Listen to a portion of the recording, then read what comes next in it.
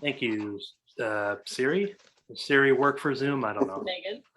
Megan. No, it's not. What's her name? Megan. Thank you, Megan. No, not what's the one that was the host one. Echo or Alexa? Alexa. The new Megan. All right, here we go, everybody.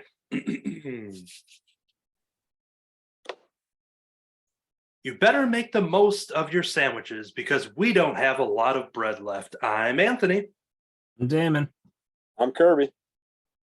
I'm Katie. And I'm Jim. Welcome to issue number 250 of the Crimson Cowl Comic Club podcast. This is the part where I talk about what the show is, but I did just say it's episode 250. So let's take a moment to digest that and maybe give a round of quiet applause because there's a lot of microphones and things going on here. But yes, we have reached 250 recorded Crimson Cowl Comic Club episodes. If this is your first episode, because every podcast is someone's first podcast, as Stan Lee once said. And so if this is your first time with us, it's a former storefront for a comic book shop, Crimson Cowl Comics and Collectibles, in which the comic club has formed, and we would meet every Saturday in person. We had several episodes that wasn't recorded because we would just meet in person. We had a few rotating new people in and out, and then we eventually grasped onto a regular crew, which you see before you. There are a few extra members that could not join us today that join in from time to time. But we do have the majority of the core group in this current era.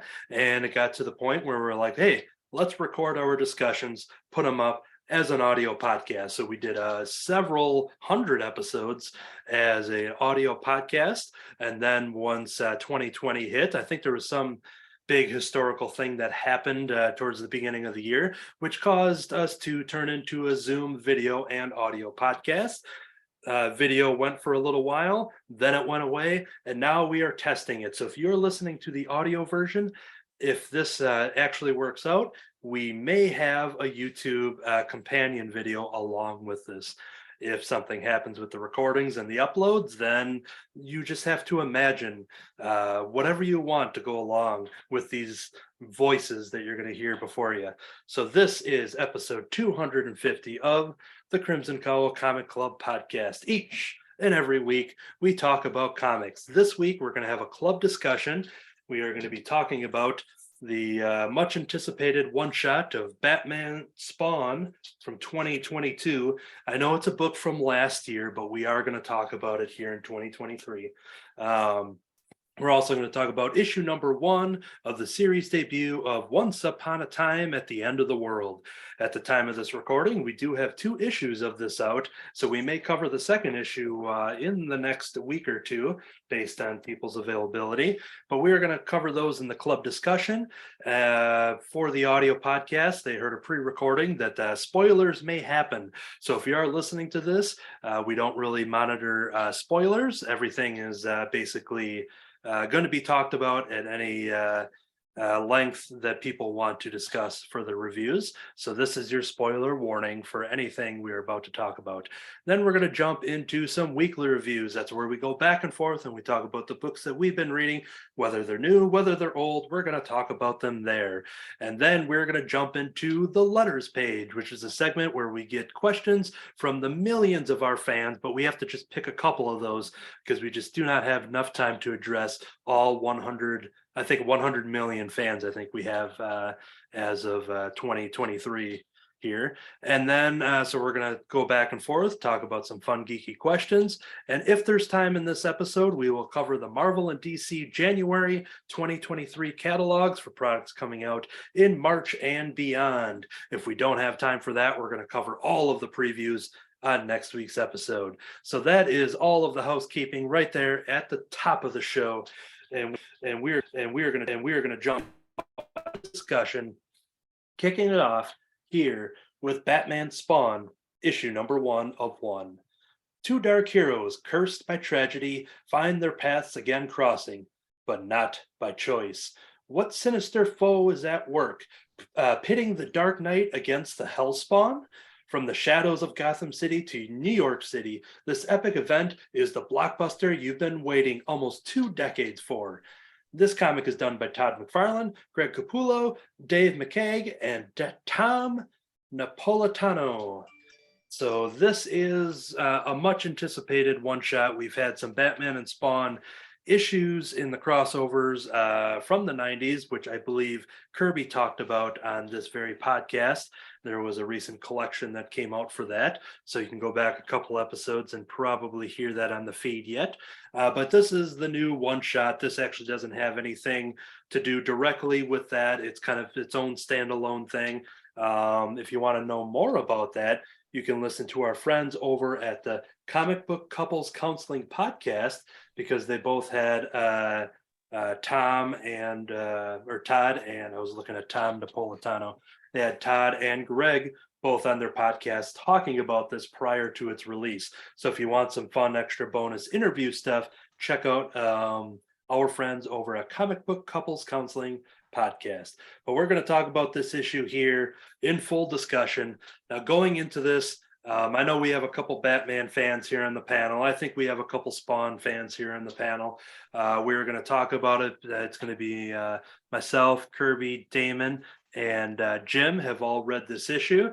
And but everyone is welcome to chime in, whether it's with reactions or comments. So what I want to do is go to Damon first, because Damon, we haven't heard from you in a little while, so I want to give you some spotlight here to kind of jump at this, to kind of talk about maybe overall impressions, likes and dislikes. What did you think? What was your anticipation of this book, and what did you think of Batman Spawn from 2022? Well, this was my what? I'm hearing an echo. I can hear you just fine on my side. All right, it's gone. Never mind. Okay. Anyways, so this was my first comic. I had taken a couple years off, so the first comic that I've read in a while.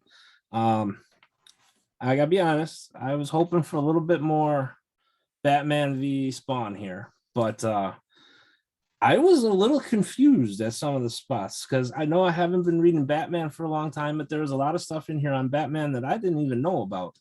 For instance, like I didn't even know Batman was ever married.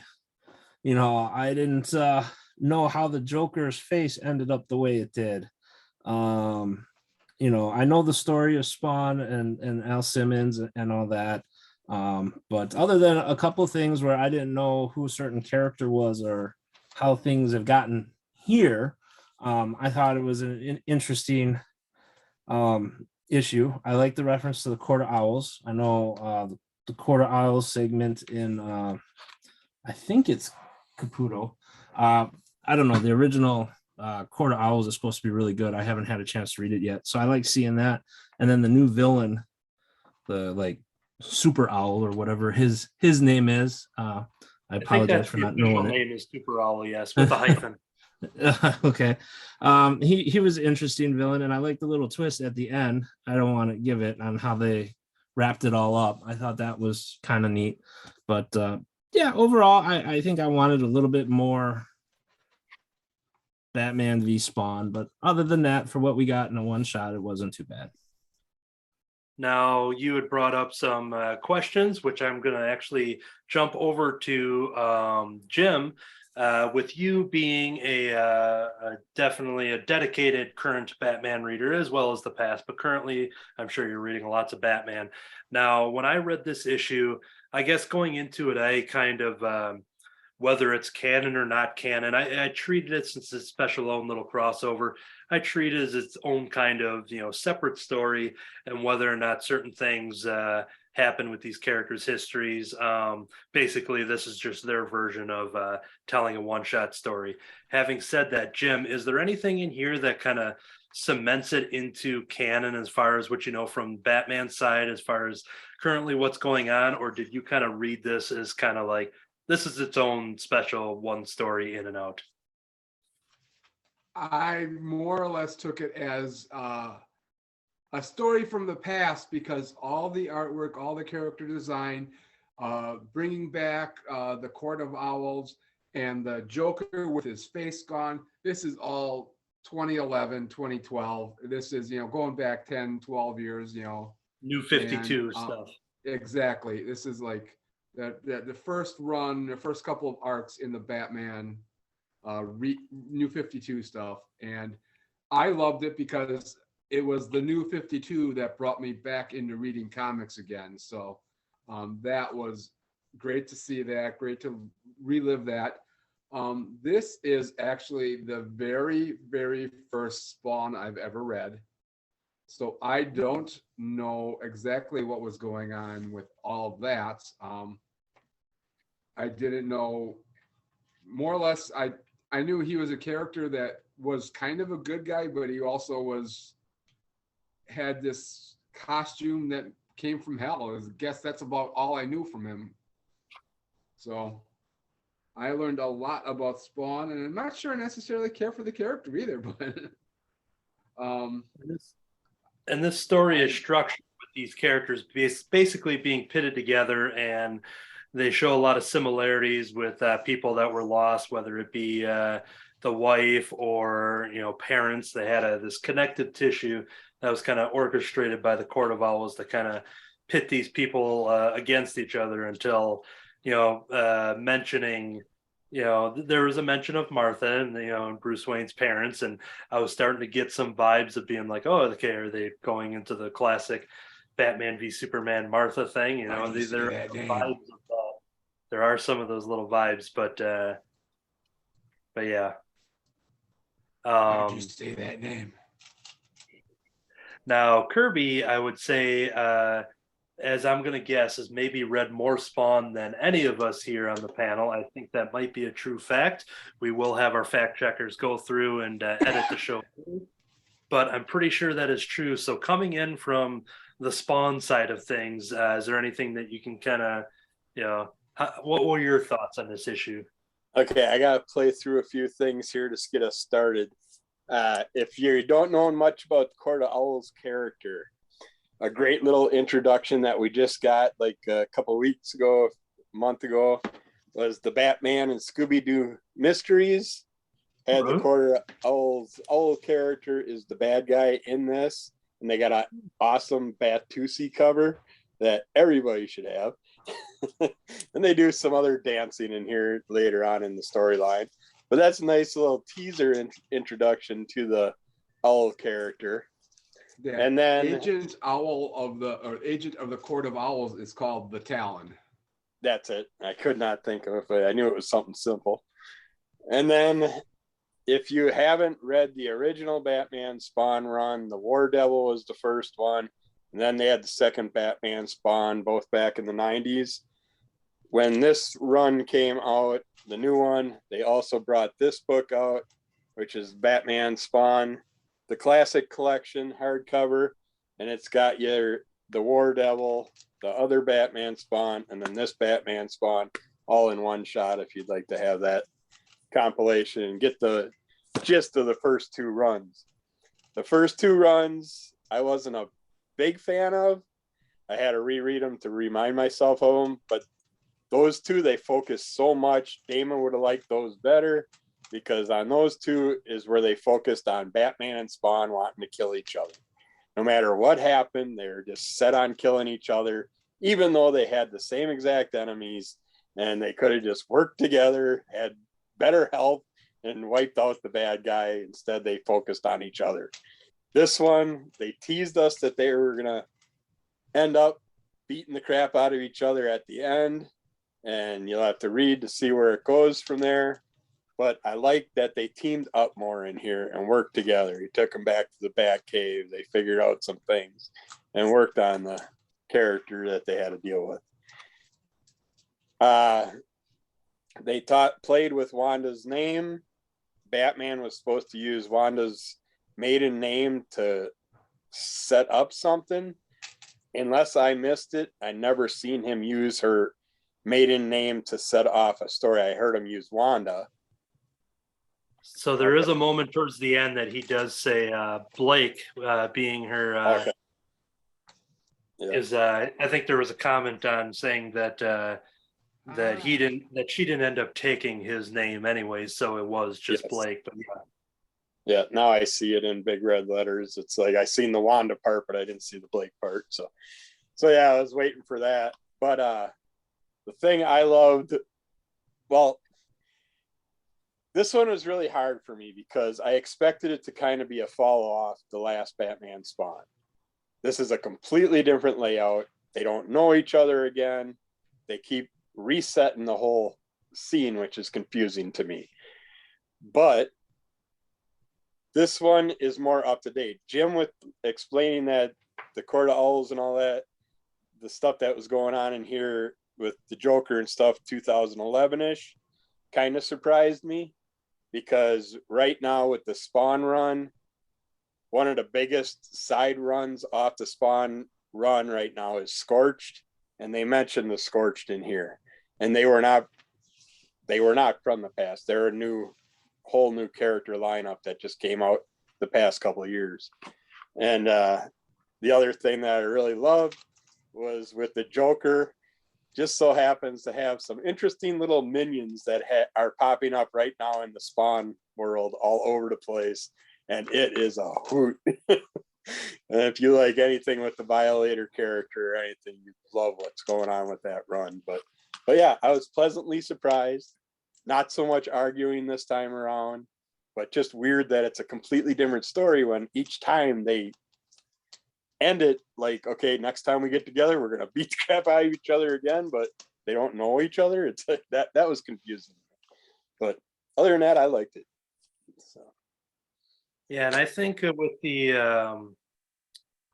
going into this, if I think their mission was not expecting people to have read those other ones, and they talk about that on the Comic Book Couples Counseling podcast interview, and so kind of treating it that like I think they do a very good job showing the similarities as we're going back and forth, getting the dialogues, and they've got a lot of the same issues, a lot of the same kind of aesthetics and design and just methods and things like that. So I think it works pretty well with that. And but I can understand that, wanting more, more action, fighting each other and that. But it is good to find out that you can go back to those other issues to get some of that as well. But yeah, I mean, I overall enjoyed it. Whenever you got Greg Capullo art, I think that's always going to be a win, regardless of what's happening in the story. Like it's always going to be a beautiful book. So flipping through that stuff is just, your great splash pages and your details, and just I think that's going to deliver pretty much every time, especially when you've got Greg Capullo and the fact that they've been trying to do this story for quite some time, but having characters both from Image Comics and DC Comics gets a little more difficult in this modern day of getting all those rights, figured out and everyone playing around. Yes. Another thing people might be confused about is they did make mention to certain realms being opened up, and those certain areas where they lose their powers or gain powers, whether they walk an inch or two, where they were in dead zones and stuff. That's all in relationship to the current Spawn run right now, where all the dead zones of hell are being opened up, and all these demons are coming up from the depths of hell right now. So if anybody was wondering about that. So there was a cool moment from that when Batman stepped a little bit forward into Spawn's there, basically to kind of show them being like, yes, someone's working against us here. Let's work together. And I do like the moment. I would say my favorite moment is just when when Alfred comes in and Spawn goes, "Your army includes a butler." Yeah. That simple thing. And then very, quickly I says, "I trust him with my life." So, but yeah, I just do like that moment. All of a sudden, he comes down for, tea and cookies. But yeah, any other thoughts for anybody here on just how this issue played out, or anything else to mention, or if you would like to see more things like that? I mean, it might be another 15 years until we see another one shot of this happening. But yeah, any other closing thoughts? Feel free to jump on in. Otherwise, we will close the book. on that. And yeah, that'll do it. So that was the much anticipated Batman Spawn issue number 1, available right now. Came out at the end of 2022. Check it out. I think there's still enough story in there based off of what we've talked about that I think you could still jump on in and take a look. Cool. Can't find it. I got at least one duplicate for sale. There we go. So contact Under the Cowl of MS. You can find Kirby there for to get a hold of that. Okay, so what we're going to do now is jump over to our next club discussion, which is the start of a new series. I think it might be a trilogy mini series. I'm not quite sure how this book is going to be structured, but we will be talking about issue number 1 for the first time right here. And this title is called Once Upon a Time at the End of the World, issue number 1. In this epic post-apocalyptic tale, Mace and Mezzy have never met anyone like each other, and they'll need all the help they can get to survive a planet ravaged by environmental catastrophe. This epic trilogy, each issue overflowing with 30 story pages, spans a lifetime as philosophical differences tear at the threads holding Mace and Mezzy together. Will they, and the earth beneath their feet, ultimately be torn apart? This comic is done by Jason Aaron, and I'm going to actually jump over just in case spell check changed some of these last names coming up here. This comic is done by Jason Aaron, Alexandre Tefenki, Lee Luridge, Nick Dragata, Rico Renzi, and letters by And World Design. So whenever we decide on a new club discussion, a lot of times it being a number 1 debut series, obviously a one shot like we did with Batman Spawn. When we go through the previews and realize that a couple people, at least 3 people, are interested in an upcoming title, more will jump on if we usher that into a club discussion. And it's always fun. I think we've probably done a lot of Marvel and DC stuff, and we've definitely done some indies, but it's always good to jump right into some independent titles. So this will be the start of that. The overall idea of this story, you got your apocalyptic setting. You've got your character of Mezzy, who is going through basically in this rowboat, just going through this, polluted, lakes and bodies of water, and just there you just see like battle armor. You just see the worst conditions you can imagine. And this person comes up to these giant towers, and this giant tower has our character of Mace, who is basically kind of setting up shop and basically has all the means to continue living there with your food and your supplies, but then constantly ready for any intruders into their space. And the story is setting up the idea of these 2 people who are both individually on their own, don't know each other prior, and they come face to face. And based on maybe the cover of this, and it might be a little tease on where these characters could go, but it is basically set up as a potential love story. And you see that with one of our characters instantly falling in love with the other. But they both kind of have different backgrounds. They're both existing and experiencing this catastrophe, but from completely different perspectives. One's on the complete adventure side, the other one's on the complete lockdown and safe space side. And yeah, so that's kind of the setup of this series. So once again, as we do, we kind of go back and forth, talk about likes and dislikes and everything like that. And because we will hear from Katie for this title, we will actually jump over to her. If you want to kick us off with your thoughts on issue number 1 for Once Upon a Time at the End of the World. Take it away. Thank you. My pleasure. Hello, everyone. Happy 250 episodes. This week we have Once Upon a Time at the End of the World by Jason Aaron as your writer, illustrated by Alexandre Tefenkengi and colored by Lee Lowridge, excuse me. All right, so I really enjoyed this story. Like Anthony said, it is I feel like it's actually setting up to have kind of a romance in it, which is interesting when we compare that to the wasteland setting that it's in. I actually enjoyed that Mace, or Maceo as he is known throughout this first story, is pretty optimistic and almost a little bit naive about how bad everything is. I thought that added a bit of levity to it, that I enjoyed. Also kind of a good flip where, okay, the tough one is Mezzi, Esmeralda, and the one who's a little bit more sensitive is Maceo. I thought that was pretty cool. He's got quite the setup in their high-rise apartment with like a Rube Goldberg kind of Home Alone booby trap machine and some Doc Ock arms with saw blades on it and a 40-story super slide, I guess. And they have this space called the Orchard, which is basically just a bunch of vending machines and junk food piled up. So that's an interesting take. And something I liked about this book is the color palette. It actually features a lot of mauve and rose in it, and I liked that because I like those colors.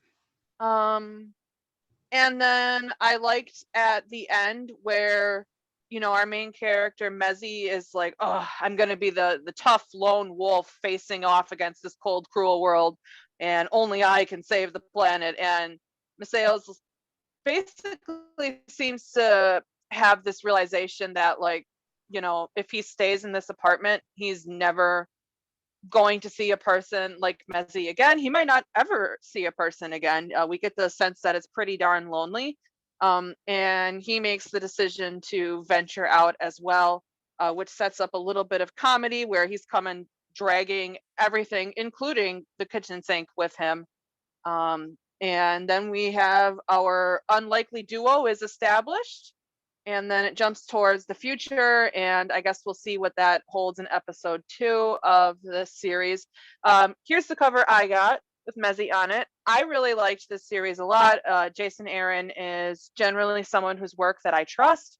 I'd say their prose is pretty tight, and I feel like they are setting up a fun story that's different enough from both romance and post-apocalyptic genres that'll make it interesting. It has a clever hook. I enjoyed the hook, and I'm glad we picked this one out for our club pick, and I look forward to issue 2. Those are my thoughts. What does everyone else think today? Well, I'll go off of something that you said when you mentioned that about Mace's rooms and the booby traps. Now, there is a specific mention where he's about to say the word booby trap when he's Mm-hmm. talking to Mezzi, where he goes, first couple floors above water are filled with traps. I built them myself.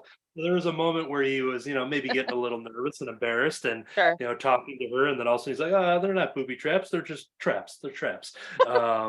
So I thought that was funny that you had mentioned that. So Oh, that good. was Yeah. that was a favorite moment of mine, and then also the ridiculousness of it's like seeing Reese Witherspoon in that movie. I think it was called Wild, based off of the book, where Mm-hmm.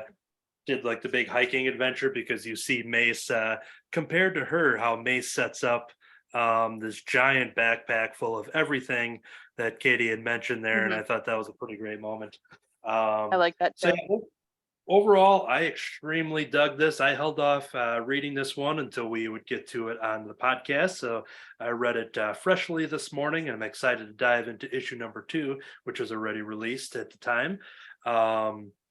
Yeah, I absolutely love this. I love the setting. Jason Aaron, I know best from writing his Thor comics. He's currently finishing up a long time run on the Avengers, and he's done a lot of independent stuff as well. But he's definitely one of, like, probably the top 10 highlighted writers of the, you know, the last, you know, handful of years. So when I saw that, you know, an opportunity for a brand new series, but I absolutely was sold on that opening cover of just seeing the, you know, the fire and brimstone around, and you just see those two characters basically wearing, like, you know, gas masks and kissing under a destroyed umbrella, a scene that we don't see within this issue, but I think it does a good job of just kind of setting up what this story is gonna introduce to us.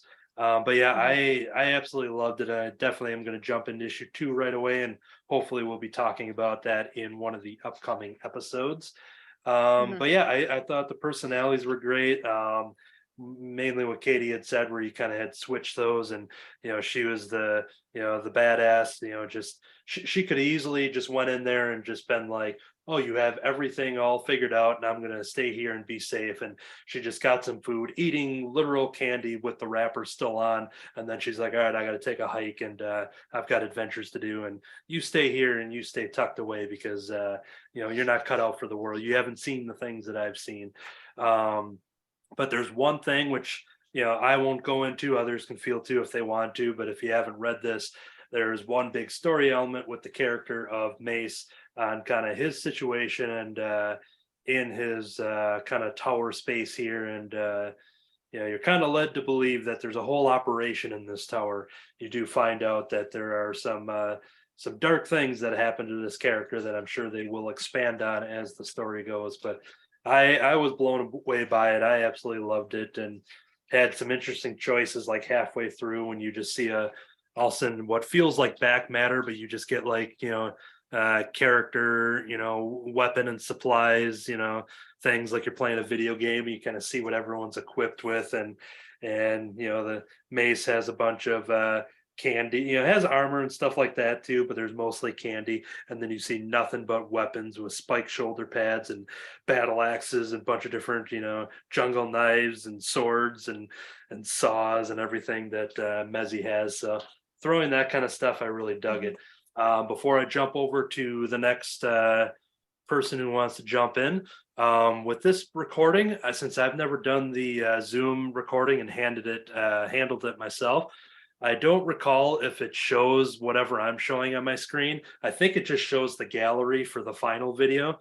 But just in case, for future episodes, I will be trying to highlight the people that are talking if it is stuck on my own camera. So I just want to throw that out there, that I am aware of what the video could end up being like.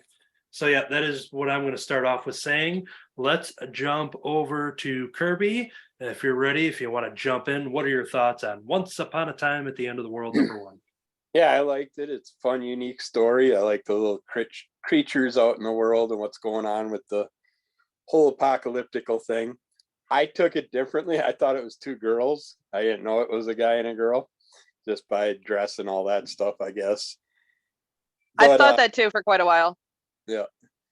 And then Maceo, I want to know if he's got to have some type of background with that area or something, because he knows the combination to a really big safe. Those combinations aren't laid around for people to find. So I'm kind of curious how he knows that combination to get in there. It's not as simple to guess like the combination that's on my luggage, which is 1, 2, 3, 4, 5. Yeah. No, not a bank style safe. The door bigger than you. But yeah, I like how Mezzy gets attacked in the beginning, loses her boat, finds the whole area. You get to see a little bit of the creatures that we're dealing with in the realm and what abilities they have. And yeah, I love the Home Alone style treatment on the traps, and it just, the whole story had a lot of fun throughout it. Of course, we're headed towards the end of the world, so why not find someone to spend your last minutes with? But yeah, I'm looking forward to the rest of this run, which might be really short-lived if it is going right to the end of the world. So yeah, I'm curious to see how that's rolling out. And because I see they mentioned about a trilogy. I don't know if it's a trilogy of volumes, like if this is like a whatever number for this story, and then there's a second book, or if it's literally 3 issues. I don't know, but I guess we'll find out when we look at the previous catalog. We will jump over to our next person there. So Jim, what are your thoughts on this issue? Book pool. I love the book pool. I mean, yes. If you got a building, you got to have a book pool. Yep. Life goals. Yeah. It's if you got a pool that you don't have water in, of course you're going to fill it with books.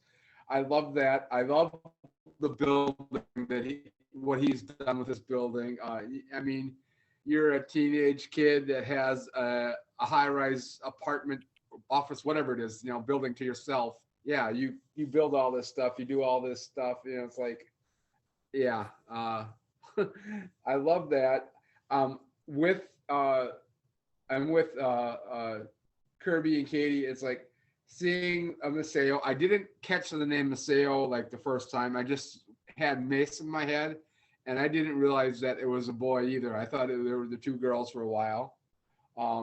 And I don't know, even the dress, the character energy does kind of come off feminine, especially now, Mezzy is a girl from the beginning because they talk about her being a she, but she does have a very, traditionally masculine energy about her, and she's the one doing all the kicking ass. So, pairing them up that way is not that much of a stretch of the imagination, although it was good to see that, they do kind of do a twist on characters and have Mace be the boy in the non-traditional sense, where Mezzy is the girl in the non-traditional sense as well. So I did like the characters that way, and I think Mezzy is going to be my favorite of the two.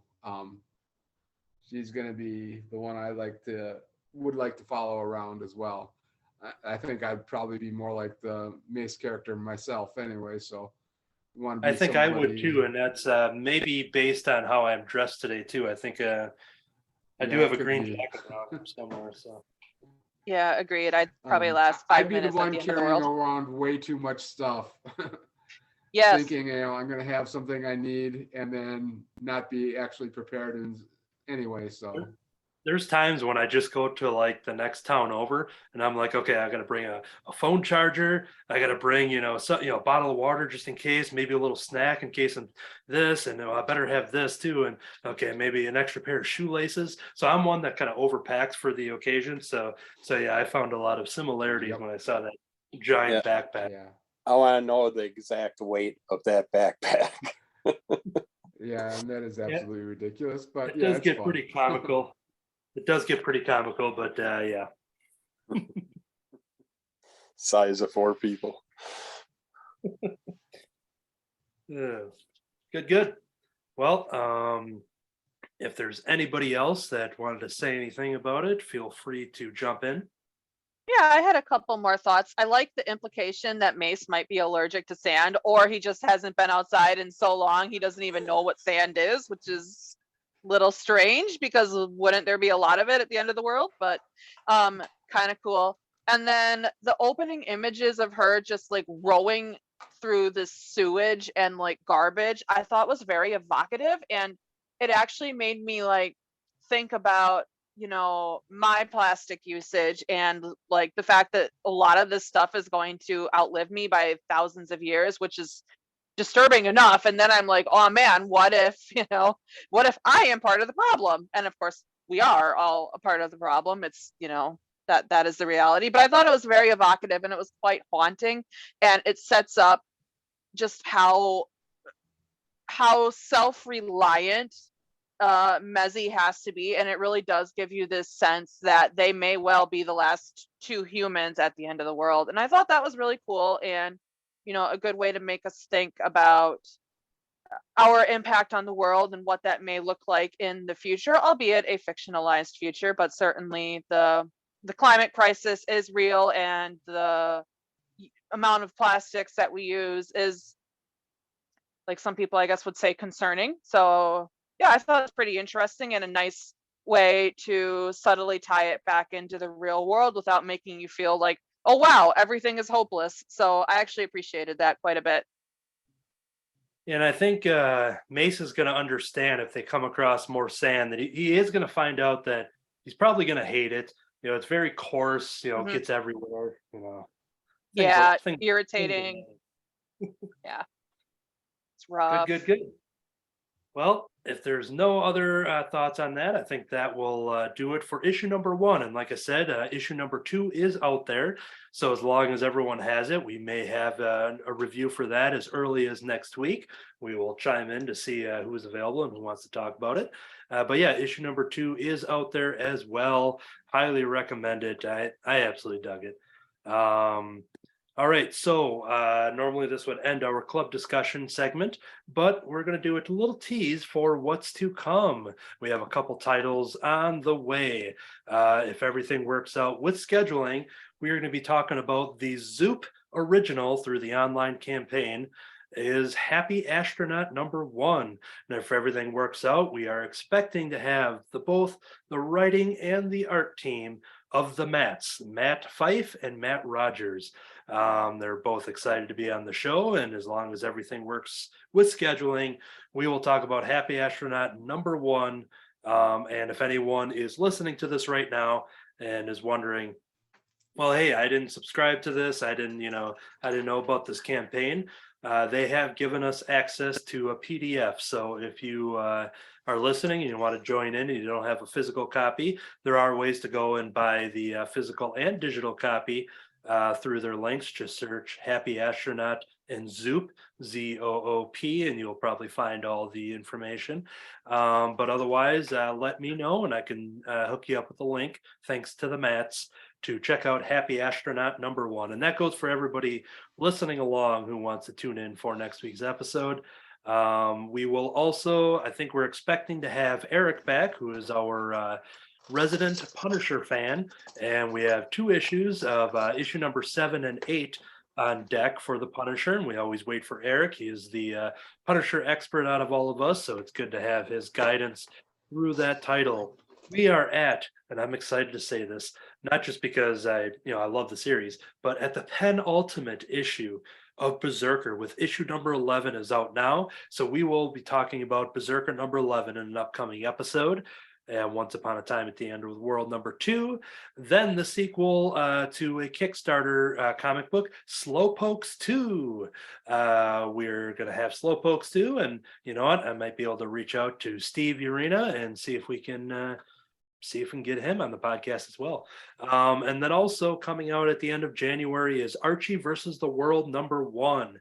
It's actually very fitting with Once Upon a Time at the End of the World. They both seem to be dealing with similar themes, but that is a one-shot kind of apocalyptic setting with the Archie characters. So those are all the current club discussions that are on deck for future episodes of the Crimson Cowl Comic Club podcast. But we have much more here, and we are going to jump over to the weekly reviews. And now for anybody listening, actually, if you're only listening, you're not going to hear this part, but if you are on the video, you're going to see the behind the scenes magic where you see things off screen of me pressing save on the audio recording, stopping it so I can set up and put in my the transition sounds of the books flipping. Or if you're Elric, you thought it was hits from a bong. I remember he commented on that years ago, and I'm like, I have honestly no idea what you're talking about. And it's like it's literally a giant Avengers book that I flipped in front of my audio recording. So everybody listening, those are pages and not bong hooks. So here I am saving, but you're going to see all of this behind the scenes stuff on the YouTube, because I don't expect to cut it out. So that is all set. I'm going to take a swig of water here. Water. And we are going to jump right into it. We are recording an audio test, and here we are back for everybody. Welcome to the weekly reviews. This is where we go back and forth, talk about what we've been reading. The first thing I'm talking about here is super highly anticipated, something I honestly never thought would be possible to exist. I can't believe it exists. It might be the greatest thing that I purchased in 2022 or just ever. So if you are checking out this video, assuming that it works, I am wearing a Hawaiian shirt today featuring Sweetums from the Muppets. Not only because I do like that outfit and it's a brand new shirt, and I wanted to present myself for the return of the YouTube, but also because I'm here to talk about, finally I have an excuse to talk about my favorite musician on the Comic Book Club podcast. I am talking about Weird Al, because he has the illustrated Al, which is the songs of Weird Al Yankovic. 5-time Grammy Award winner Weird Al Yankovic has written all of the greatest songs of both the 20th and the 21st centuries. Z2 has gathered some of the top cartoonists to express Al Yankovic visions visually with this book's pages. The Great All American Songbook, I'm so glad Damon's here for this one, features over 20 classic songs interpreted by such artists as Bill Plimpton, Peter Begg, Michael Kupperman, and more. So yes, this is essentially a Weird Al comic book. There are a couple different versions out there. I think you can get the normal trim size for a trade paperback version. But once I saw this was an option through Z2, I ordered it through their website. Is the deluxe edition, which has a special cover through their website only, and it is art by Mike and Laura Allred, who are my all-time favorite artists. And the fact that my favorite artist got to draw my favorite musician it's something I never thought would happen in a million years. I never even contemplated it because why would it happen? And here it is. So if you are checking out this YouTube video, you can see the gorgeous hardcover here done by Mike and Laura Allred. So what this is here, what I thought going into this, since it was having 20 plus songs, I assumed it was just going to be snippets, maybe a story version of his lyrics, just kind of, condensed down for a graphic novel approach. And as I'm reading it, I'm starting to realize like, okay, yep, that's what they're doing here. But I quickly realized that it is the entire songs. So all of these 20 plus songs are done in their full presentation. It's the full on lyrics. So after I finished the first story, which is Dare to Be Stupid, which is one of his most popular originals, I realized, wait, this is going to be an added experience. So I went to my music library, which has every single Weird Al song, because I have seen him, I think it's 22 or 23 times in concert at this point and counting. So I went through and I started queuing up the songs as I'm going through the graphic novel. And it was a whole added experience that was just amazing to have him basically sing along as I'm diving into the illustrations and seeing how these artists interpret the lyrics. There's some, they take some liberties of just doing, just crazy things of maybe taking something extremely literal and visuals that you would never even think about, whether you've seen a music video or seen him perform it live, or if there's an animated version of the music video. There are things that these artists do to kind of add their own little spin to it, which is hilarious. In between all of these songs, they do have special art tribute pages. So while they don't cover Amish Paradise in here, because we do have an awesome Amish Paradise music video, they just have these pinup pages in between of an artist take. And because of that music video, which had our own Carol Brady, I don't know why her name just Florence Henderson, who played the Michelle Pfeiffer role in the Amish Paradise music video, parodying off of Dangerous Minds. So yeah, there are in between all of this, there are all these awesome pinups. Now I could literally spend hours talking about this, but I'm going to feature two of my favorite here, which happen to be back to back. Now, two of my favorite songs of Weird Al aren't his parodies. They're ones that you rarely hear in concert. I first saw him in 1997.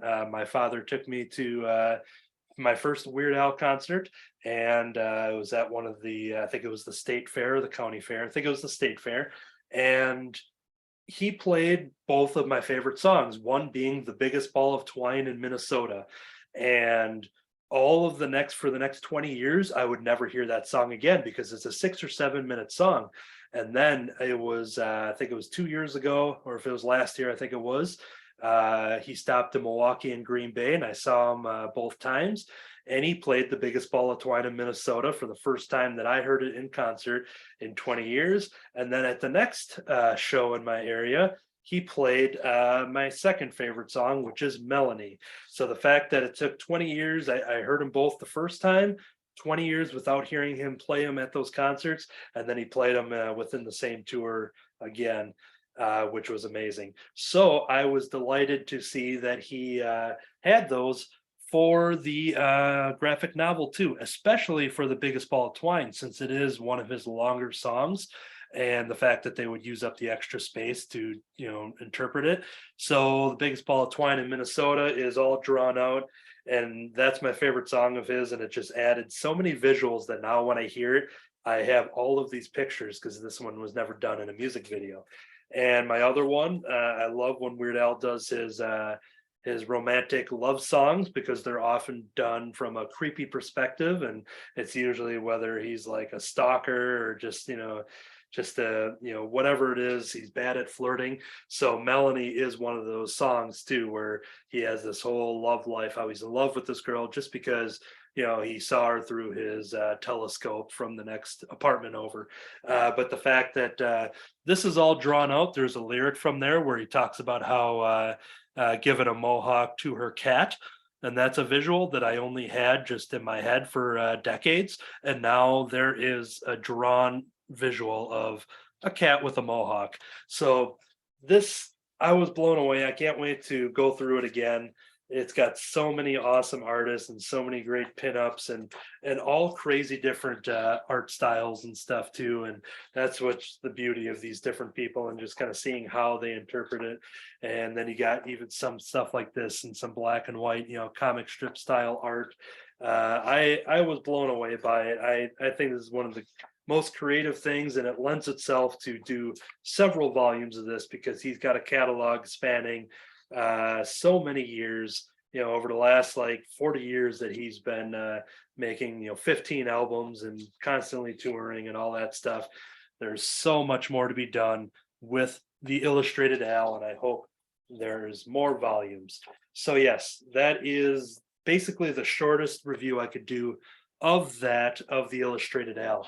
If you did get the deluxe version, if it is still available, I'm not sure if it's something that's sold out, but I will show off a couple of the goodies thanks to the video here. So I had this shiny slip case to put it in there. So that's kind of cool. It's got all the contributors. It has a Weird Al Yankovic illustrated collector card. So there is an old school pack of cards, and people are like, well, you're not going to open those. Well, of course I am. I open them because they're cards. You're supposed to open them. So yeah, there's a bunch of awesome extra bonus art cards that are in there too, from all of his other songs, some stuff that might not even be in this Illustrated Al. Then there was a bunch of cool art pinups as well. So they got some just loaded with references from all of his other songs, a bunch of Easter eggs for everybody to check out. So they had all these cool art prints that were added to the mix as well. And then the other bonus that I thought was cool, which is going to be great for my vinyl record player, is a cover. Basically, it's got a little hole in the middle there. It happens to be right on the tip of his nose. That I assume is a dust cover for vinyl records and record players. So yeah, there's a lot of fun stuff to be had in the deluxe edition. I don't know if that's something that is still readily available. Mine was pre-ordered at the beginning of summer, I think, maybe even spring. But yep, there are other versions of this. I think the normal trade paperback is probably like the $30, $40 price range. So yes, that completes it. I finally got to talk about Weird Al in a review on a comic club podcast. So thank you to everybody involved for the Illustrated Al. All right, we are going to jump over to the next person here, and that is going to be Kirby. What is your first review? I checked out Catman and Kitten #1 by Dynamite Comics. Now, if you don't know much about this, a good year or so ago, I reviewed one of the reprints of Catman and Kitten and an ash can that I came across.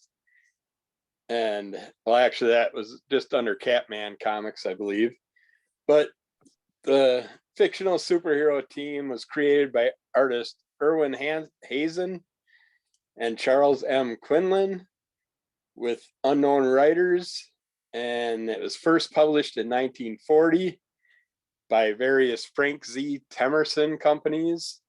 And then due to circumstances in World War II, there was an altered version done in Australia, printed by AC Comics, which is in the 50s, which is one of them that I had, and revived back in the 80s. I got the 80s version. But this one plays off those characters, and it's a an astonishing standalone superhero story that only Jeff Parker could create. Witness the heroic Catman and his loyal sidekick Kitten as they become embroiled in a dangerous race to recover a priceless artifact that may hold the key to conjuring an ancient god of death. Can our classic adventurers evade pterodactyls, throw hands with the Lavender Gang, and survive the Serpentine Snake Men? Find out in this thrilling one-shot by writer Jeff Parker and artist Joseph Cooper. And it's fun how it plays on it, because if you don't know anything about the Catman character, he's kind of like one of the, you could say kind of the original Black Panther, but not really, but he's was known as the Panther early on before he became Catman. He was raised in a jungle as a child, took on the abilities to talk to animals, deal with animals, telepathy wise or somehow, but he can always hear what they're thinking and use them to help him out with anything he's got going on. And while they're out dealing with the jungle, they also get Batman style version of a character from and Batgirl. They have a variety of different superhero characters kind of put together all in one with these. I can't think of the third one that was a big influence, but you can tell when you read the storyline. It's fun seeing them battle these snake men characters that just come out of the jungle. They got complete snake bodies, human upper body, and then the snake tail form. And they attack them in the jungle. They deal with that. They do a seance style thing to conjure up a demon. We come across, well, with it being back in the 40s and stuff, you do get that old battling Hitler feel, the World War II feel. Some of our characters with some of their abilities and stuff, you just see things like that pop back with these characters. But they're also trying to find out something about a pyramid that's got this glowing tip to it, and you can see how he works with the animals there. And then there's the pyramid that has this weird glowing tip, and he ends up learning that he can touch certain cat parts of the pyramid and learn things from his past and his childhood and stuff. But if you want to find out more about the characters, it's a great way to do it, to look back at something from the past that I don't even know why this was brought back.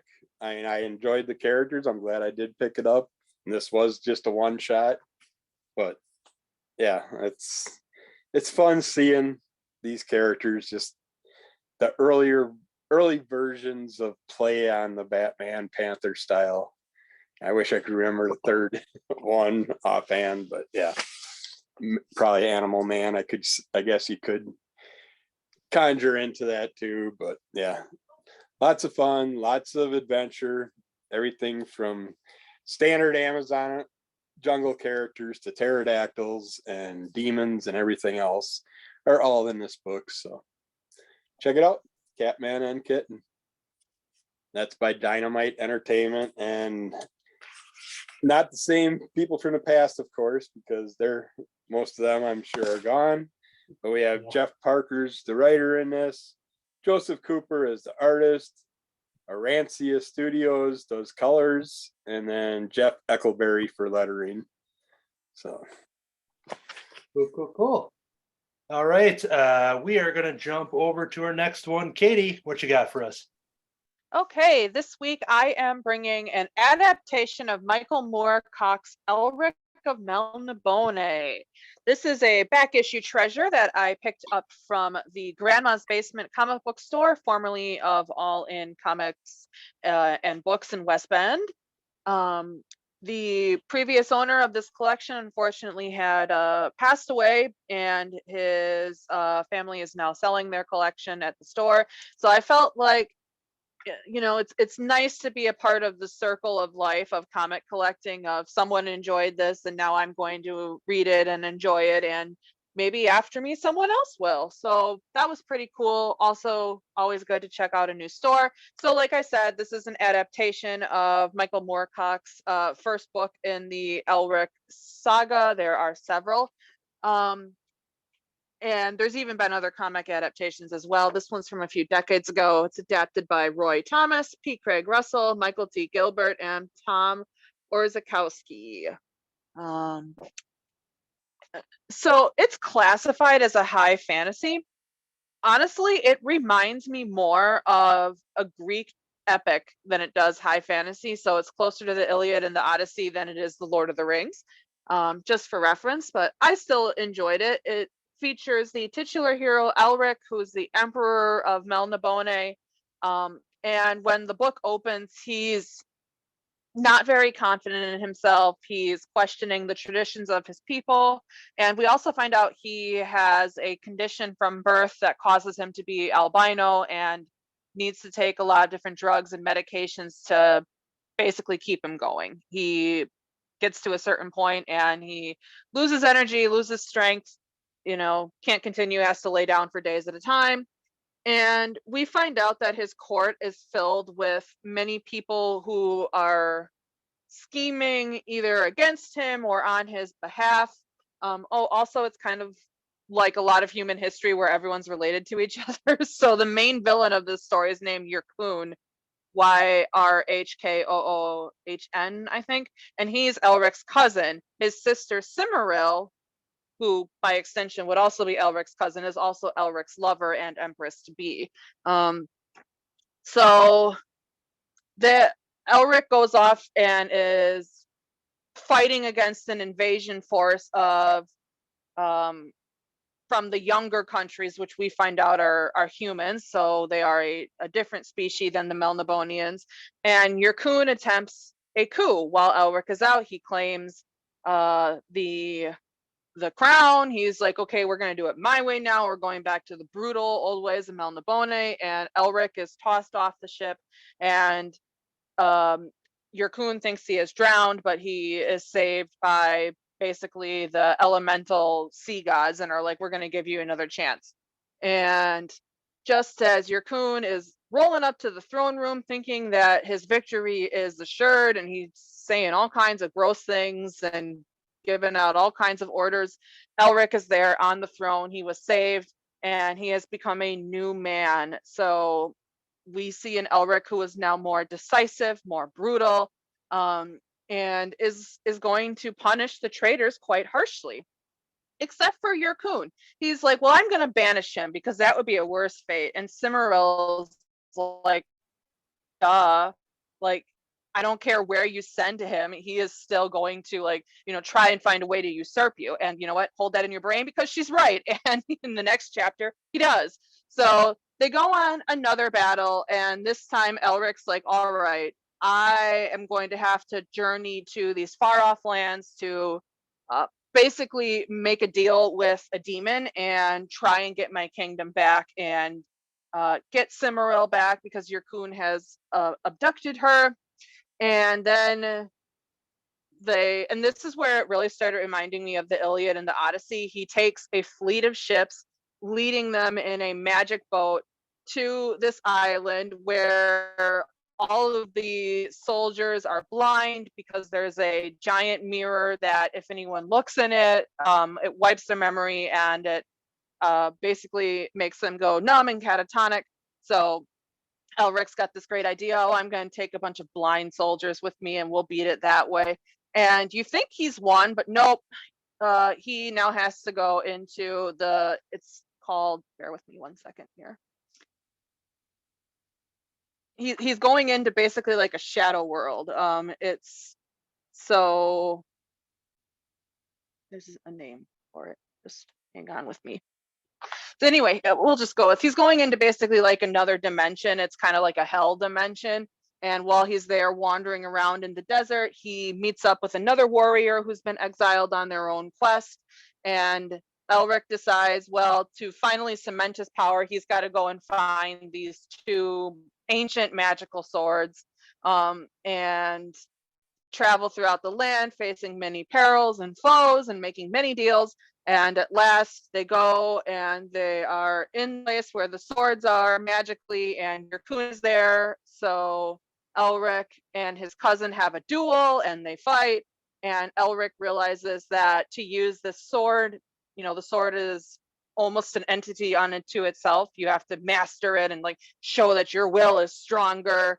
And they duel, and at the end, the demon whom Elric made a deal with and was like, hey, give me all these powers, shows up, and Elric's like, I know what you're doing. You set me and my cousin up against each other, and now you're gonna hear about it. So then at the end of the day, the kingdom is saved, the princess is saved, but Elric still decides he's got to go out and have more adventures. So the book ends on kind of a bittersweet note, where Cimmerel's like, yeah, I'll marry you, but like, I'm not happy about you leaving and doing this. That was a very quick read of this. I will say it's a pretty meaty trade. I have not read the original novel. It's long been on my list, but it's very text heavy. Like this is like almost Bendis level of text, which for me as like a novel reader, I love it because obviously comics are a visual medium, and I just appreciate that they didn't water down an adaptation as far as I can tell, because sometimes that does happen. I felt like the integrity was still there. Text wise, it's very heavy. The prose is quite good, I think. And I liked it. I felt like I got all the details, and it just adapted very well to a visual medium. Here's some of the opening pages, and it's very colorful, has a tremendous amount of detail in it. Here's the title page for you. And as soon as I saw Roy Thomas and P. Craig Russell, I knew it was going to be good, because they are very good at their craft. I enjoyed it. It has an old school fantasy feel, a lot of elements of political drama, of Greek tragedy. I felt like there were certain points where I'm like, this is very similar to Game of Thrones or Dune. Here's a page where Elric's making a deal with a demon, and I appreciated that. Obviously, as a nearly lifelong fan of the Lord of the Rings now at this point, it's nice when another landmark fantasy title can do its own thing and stand on its own. I was actually talking about this with my brother, where it's like a lot of books will try to be something else, and I'm like, I get it, like we're all inspired by that, but I would just go and read whatever that other thing was. So I really enjoyed this unique interpretation of the fantasy genre, what it brought to it. It's a much more adult take, much more mature, a little bit more believable in parts. If we accept that conflict is unfortunately an inherent part of the human nature, which I'll let smarter people decide that, but for the purposes of understanding this book, I think we can say, yeah, conflict's pretty central to us. I thought that was a cool way to explore it, and overall, I enjoyed it. I read more stories about Elric of Melnibone. They've done some more modern adaptations, so I might have to take a look at those and bring them to the club. But anyways, that's my review of a back issue treasure trade paperback of Michael Moorcock's Elric of Melnibone. Check it out. Excellent. Thank you. Let's jump over to Jim. What you got for us? I have a new title in a universe that's been created by James Tinian with Werner Dell'Edera, I think. And the original title was Something is Killing the Children, like on my shirt. This new one is called The Book of Slaughter. Now, Slaughter is the name of a house, so it's not necessarily about killing. There is plenty of killing in the house, but it's not necessarily about that. The premise of Something is Killing the Children is there are monsters, and there are people that are out there to hunt the monsters, such as the Order of St. George and their Chicago operatives in the House of Slaughter. Erica Slaughter was the main character of the original title. They spun off into another one called The House of Slaughter, which was following a couple other characters. This one, The Book of Slaughter, goes into some of the more other characters we met originally in Something That's Killing the Children, and going much more into the lore of the Order of St. George, which has been alluded to in the other books, but now it actually spells it out for us, because in addition to a new story, which is presented at the front and at the back, the middle part of this book is actually pages from the book about the Order of St. George. And there are pages of what the different rituals are, of their lore, and how the hunters are chosen and trained and become apprentices and advanced apprentices. And much of what happens in that lore is actually taking place in the story that is presented in the front and the back. In the story, we see one character, Maxine, who is one of the White Masks. The White Masks are kind of like the hunters that work together as a team to hunt the monsters, so they're more of like the well-equipped, more prepared. They go in when they know what they're dealing with. And then there's also the Black Mask, which Erica is. And they are the ones who are more roaming the country, and they're the ones immediately on the spot. They do a lot of stuff that they don't know ahead of time. They just got to figure it out as they go, because they're solo hunters. And there is kind of a divide in the house and in the order between which one's better. The more prepared, the more trained White Masks that work as a team, or the kind of roguish Black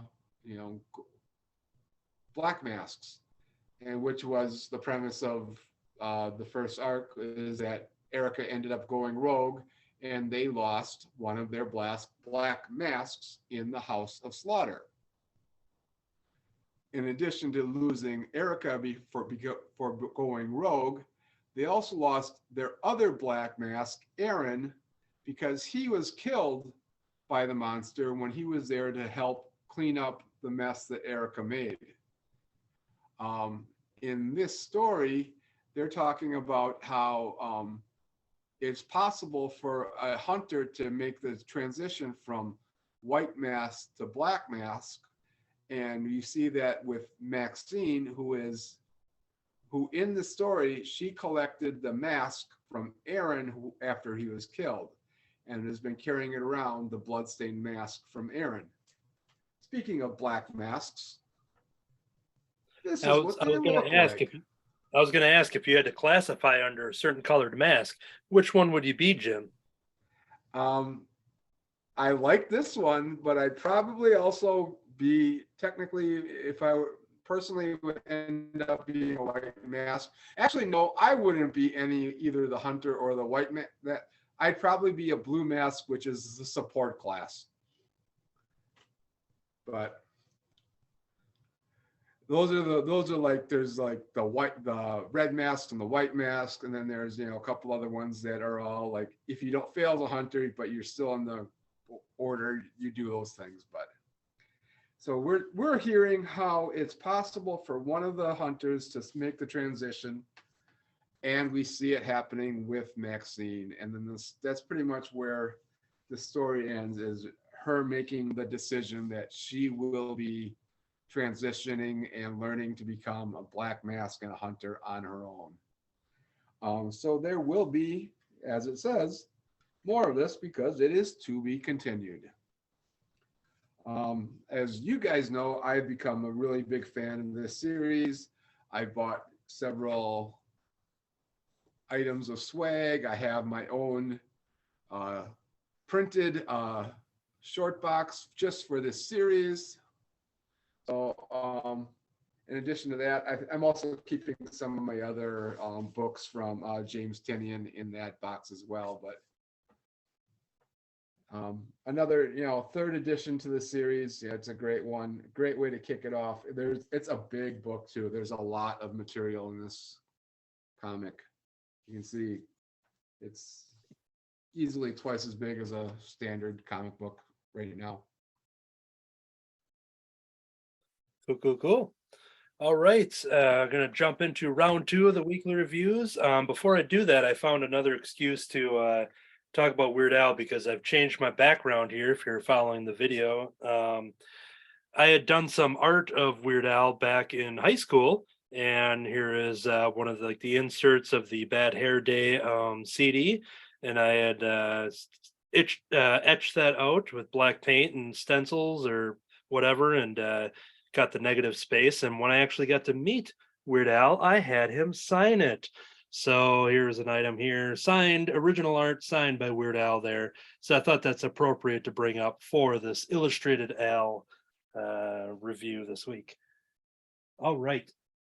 Jumping into my second and last review for the weekly reviews is a brand new issue over at DC Comics. It is called The Joker, the Man Who Stopped Laughing, #4. Why did the Joker cross town? To get to the bottom of the mystery that has been haunting him? Who is the man pretending to be the Joker, and what does he want? But every lead he follows is a dead end, and every move he makes brings the Red Hood one step closer to him. What happens when the former clown prince of crime comes face to face with the current crime boss of Gotham? Everyone is dying to find out. All right. This is a series that actually I haven't been reading up until issue #4. The reason I picked this up is because of a backup story. So I'm not going to touch on the main story of this continuing, I assume, a mini series. It was very entertaining from what I read, but the reason I picked this one up is because of the backup story that's called The Knocked Upside Down, and is by Matthew Rosenberg, Francesco Francavilla, Tom Napolitano, and Dave Wielgos, something like that.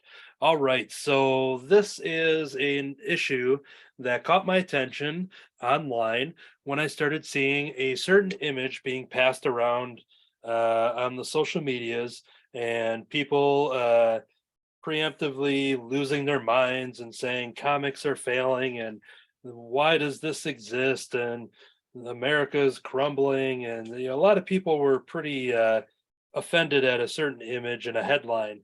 Now, if they would end up reading the actual story, because a lot of those headlines and pictures were very clickbaity, started making up their own narrative without actually reading it. But basically, the story is the premise that the fact that the Joker is pregnant. Yes, the Joker is pregnant in this story, and that is definitely a headline that's going to get a lot of people to click or get outraged. Or, like me, I see that, and then I see, hey, that's Francesco Francavilla art written by Matthew Rosenberg. I'm like, well, I should check this out because I had no idea, because it is a backup story of this issue. So all of that outrage actually got an extra sale because I picked it up and I absolutely love it.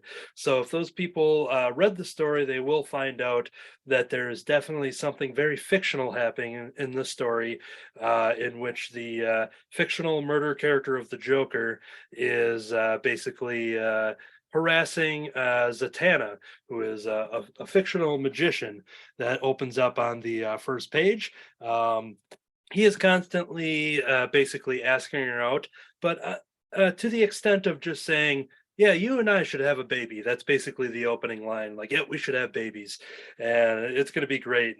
And she's just, keeps shutting him down, but he keeps just insisting that, them together, they're going to make a great baby. So Zatanna does what Zatanna does and puts a little spell on the Joker, and he wakes up with that panel of the fact that he is pregnant. But since this is a short story and it's a one issue that I think I think the main story is fairly readable, as I didn't know what was happening in the series prior to it, but it was a pretty good story that I am curious to see if I'll pick up some other issues. But I think it's going to be a different backup story in each one, hence why I knew I was going to pick it up just for this.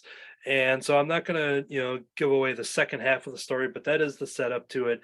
All I'll say is that something very fictional happened in the story to cause this fictional pregnancy in the story about a murderous clown. So all of that outrage led to me picking up a fantastic story written by Matthew Rosenberg and drawn by Francesco Francavilla. I thought it was a lot of fun. It's a done in one type of backup story, very humorous, and I absolutely loved it. So it was enough to knock off some other, not to use a pun there, but to take some titles off of my list that I was going to talk about. But I'm like, you know what? This is fresh and hot off the scene, so I'm going to talk about this now. That is The Joker, The Man Who Stopped Laughing, issue number 4. Excellent comic book from start to finish. Anthony, I right. have a question. Yes. Why do you keep referring to these characters as fictional? So you did, is it because you stepped away and came back? I know I could hear you the entire time. Okay. It's because there was a lot of outrage of people saying, how can this be possible? Why is this happening? This is ridiculous. Comics are failing. The industry's done, blah, blah, blah. Everyone should just read independent comics.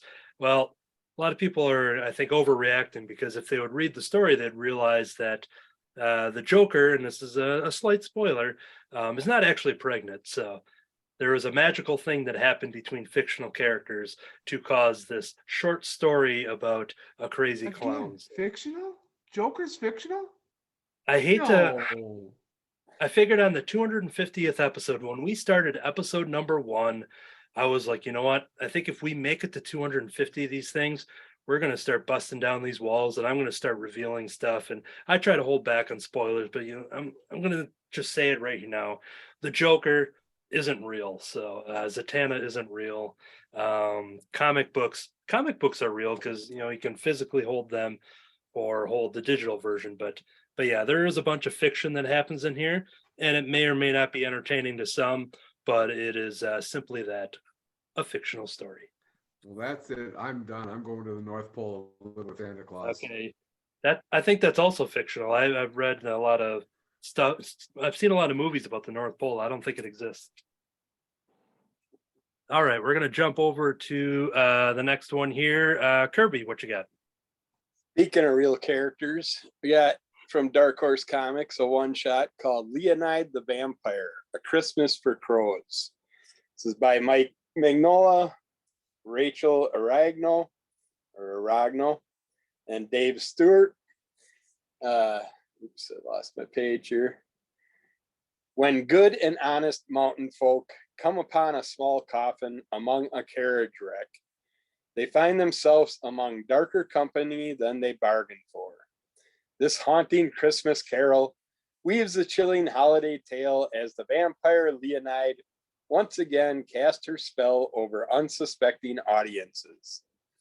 If you know nothing about this character, she's a small girl vampire that travels in a tiny coffin, many times by itself. I don't know who loads it up or how she sets it up, but she just happens to have it break down around these villages, and people come across it and feel for the child that's in the coffin and take it in and to give it a good burial in their hometown. And by doing that, they're bringing the demon to their doorstep.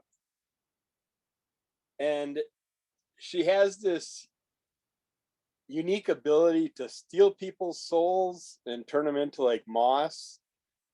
I think it's moss, not butterflies, and she keeps them in these tiny little coffins and kind of to torture them, because while she controls their soul, they got to walk aimlessly in the realm of the dead on earth and can't ever go on beyond that.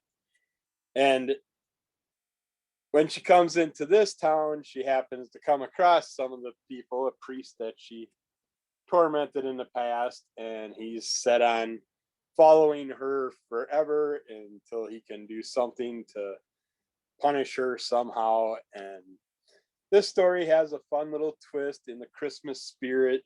It kind of, I don't want to spoil it, but you'll see her have some compassion in the long run in this storyline. But we also get another vampire in here that happens to be tormented and tortured. It's this bat that gets into a fight along the way. That character I was a little confused by still, but he's also associated with the priest and everything, and lots of things happen along the way. But it's a fun little Christmas story done by Mike Mignola, and has its unique twist to it.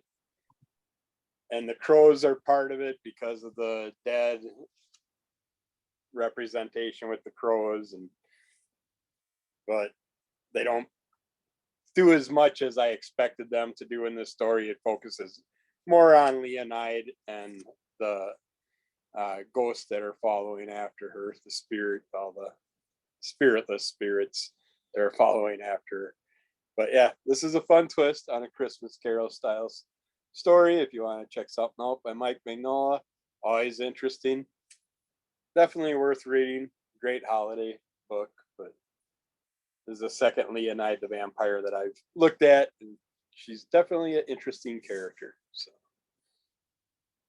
That's a perfect time to mention that behind the scenes, we are working on a sort of a spin-off Hellboy book club based on the fact that Damon and I have the library editions, and I know there are other people here in the club that are Hellboy fans. So news will be coming shortly on something that we're doing to kind of celebrate some Hellboy stories from Mike Mignola and others. So stay tuned for that little tease. All right, and we have one more review in the weekly review segment. Jim, take it away. I have a book from Boom Studios called A Vicious Circle. This is a nice premier style, the big style comic book. And I got this because of the artist. This is drawn, painted by Lee Bermejo. If you are a regular listener, you know we've talked about him. He has done Batman, a lot of Batman stuff, that especially the covers, and he is top-notch Batman illustrator. This one is not a Batman book because it's from Boom Studios. And it's written by Mattson Tomlin and illustrated by Lee Bermejo, lettered by Becca Carey. This is a story of a man. He starts out, it starts in Louisiana, the time of the desegregation issues going on there. What was that, late 60s? I'm not sure what actually happened. But this man knows something is going on for some reason, and he goes and he's making bets about stuff, and he's telling people about, look out for this and look out for this. These things are going to go this way, and it's like he knows something. And then we find he's got a man tied up, chained up in his basement, wearing like an iron mask over his face. And it's like he's telling son he can't go down there, and it's like, but we see like the art, and it's like all of a sudden he runs home, and the man has been broken out. His wife and his child are in the hospital. They're fighting for their lives, and all of a sudden things just break loose, and the man is gone from his world and transported way into the future. And he's like, what's going on? He needs to figure things out. And He knows why he's been transported. He just doesn't know where or what he's going. He knows who he has to find. He has to find this man that was in his basement. The two of them are linked somehow. And when one of them kills anybody, it transports both of them into another time. They both go to the same time whenever. Now, the first man is a good guy. He does not want to kill. He has this man chained up and locked in his basement so he cannot kill, so he can have his own life. And he's living it with, you know, this woman and his son. And when the man gets loose, he's a psychopath and he goes on a killing spree, and that transports him through time. And they just keep popping up at different times. They're, you know, in the future, they're in the Civil War, you know, they're back and forth. And finally they end up in a place, and it's like, I don't know, there's nothing around. He doesn't know what's going on. And finally, the last page, we figure out where the man has been transported to at the end of the first book. You can see he's being chased by a Tyrannosaurus Rex. So this is going to take him completely out of his realm of knowledge, and he's going to have to fight for his life in that. But like I said, I bought this book because of the artist, and just, you know, come on, open up right. This is not a photograph.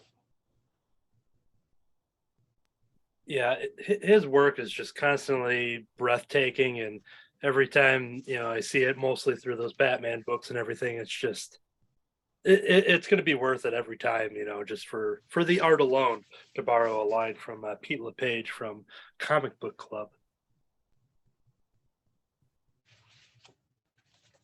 Great stuff. And I showed you the last page there, and it's like, yeah, he's big. When he gets a chance to work with a big panel like that, yeah, the results are incredible.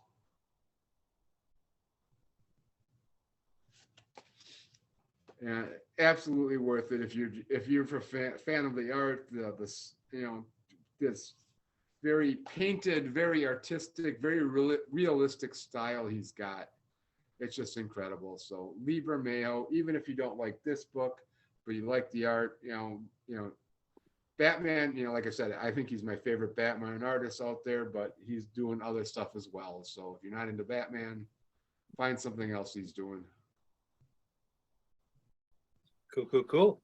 All right, well, that is going to do it for the weekly review segment, but we have much more to talk about on this 250th celebration episode, so stay tuned for the letters page. Once again, a little behind the scenes magic for our video audience. I see that I could also pause the recording, but I guess I'd rather play around with that before I start messing with it this time around. But at least for this 250th episode, a little peek behind the curtain on how this show gets made. Even though you're not seeing anything, you're just hearing me talk about doing things in the background. So I'm saving audio and starting new files, and we are going to roll right into it very quickly here. We are now audio recording, and we are ready to go to introduce the segment. Okay. Welcome to the letters page. All right. I asked all 100 million of our listeners to send us some questions. Each one sent about like 50 questions, and I'm like, okay, this is too much. We don't have enough time. It is the 250th, but we're going to have to just trim it down to just a couple. So what I did, I took a couple of those. I think I took 3 of them. So I am going to unveil them. Normally we know these questions ahead of time to give us some answers and things like that, but I thought we were going to be a little more spontaneous here. I honestly don't remember what the questions were, because I just tried to be on the same level as everybody else here who has not seen them yet. So I will start off. This is great because we talked about the Batman a lot on this podcast, as it's often to do, as most comic book podcasts often talk about Batman. So we have a As you should. question. Yes, yes. We have a question from David, who is the voice that you hear in the opening of the audio version of this podcast, who is the co-founder of Crimson Cowl Comics and Collectibles and co-host and creator of this very podcast. He wanted to be with us today, but hopefully soon we can talk to David again. But he did drop a question, and here we go. This is me remembering what the heck he wrote. He asks, how many men would Batman bat if Batman could bat men? So that is an excellent question there from David. I don't want to put a lot of pressure on Jim, but since he is probably our go-to resident bat expert, if you will, for lack of a better word, how many men would Batman bat if Batman could bat men? Jim? Batman would bat all the men without even using a bat. Ooh. Excellent. I know Kirby's just wanting to jump at this answer here. What you got? 1, man bat. Ooh. That'd be an extra awesome layer is how many man bats with men, Batman, man. All right, that is great. Let's jump over to Katie. How many men would Batman bat if Batman could bat men? About 6. Very confident, very precise, and there we go, 6. I hear it. All right, Damon. When you said you were going to join us for this episode, you came in, because you had read the Batman Spawn, so you must have some interest with Batman. So I think you're probably going to have an excellent off-the-cuff answer. How many men would Batman bat if Batman could bat men?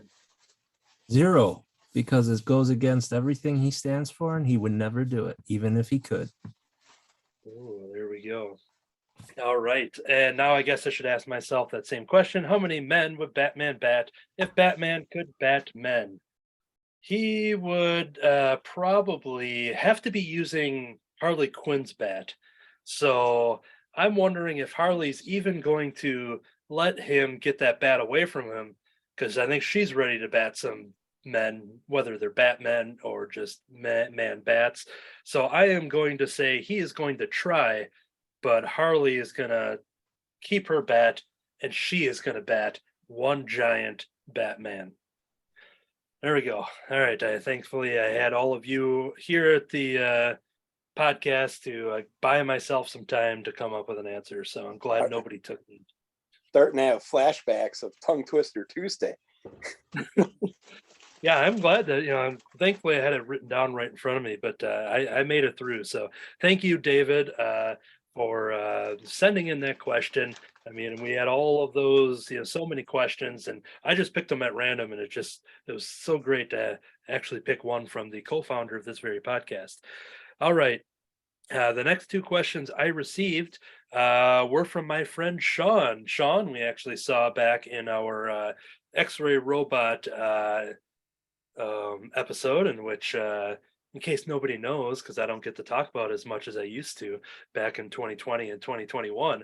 I may have mentioned it once last year, but yeah, I was drawn into an issue of X-Ray Robot, and that's when we had Sean on to longtime comic fan, longtime friend of mine. So he actually sent 2 questions. His first one goes, I'm always curious about folks' reading rituals. Do you have a particular spot, order for new books, snacks, etc.?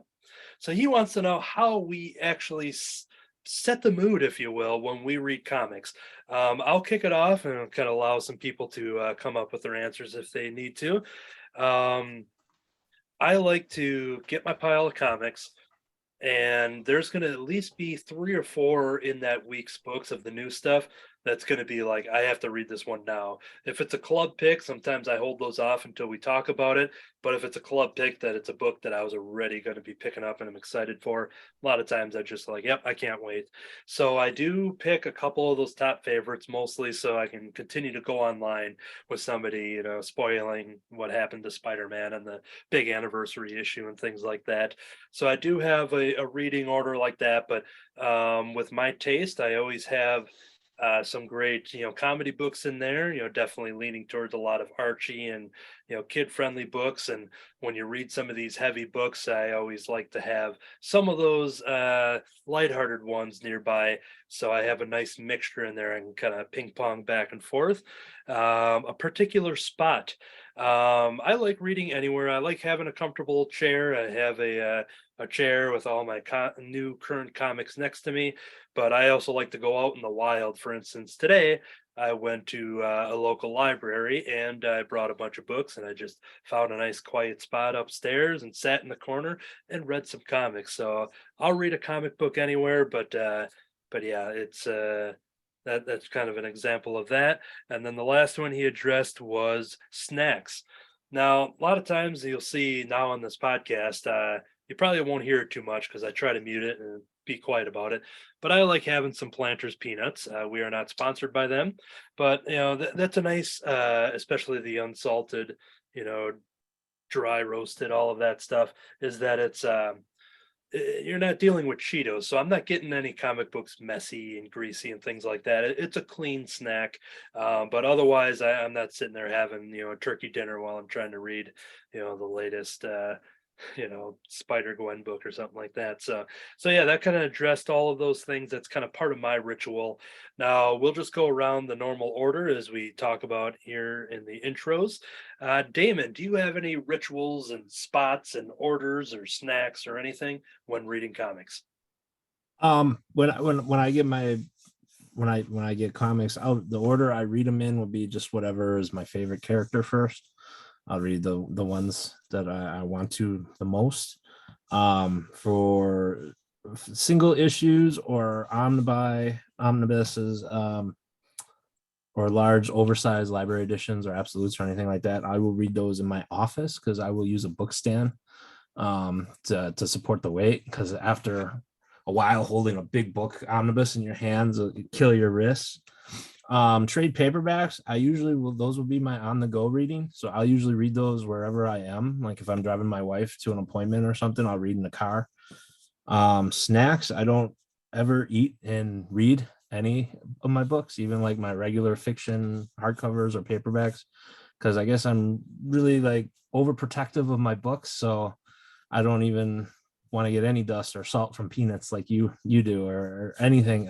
I just don't eat when I read. But yeah, pretty much either it all depends on what I'm reading as to where I read, but it's either in my office or on the go.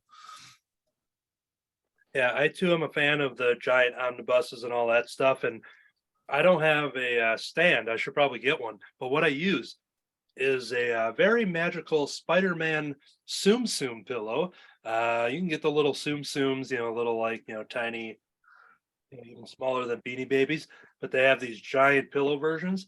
And this is the perfect one to lay on the lap, and then I can rest the book there and just flip the page, and this kind of takes away from some of that weight pressure there directly, before the legs get start getting numb. But yeah, so glad you brought that up because that's a great way to advertise a giant Spider-Man Tsum Tsum.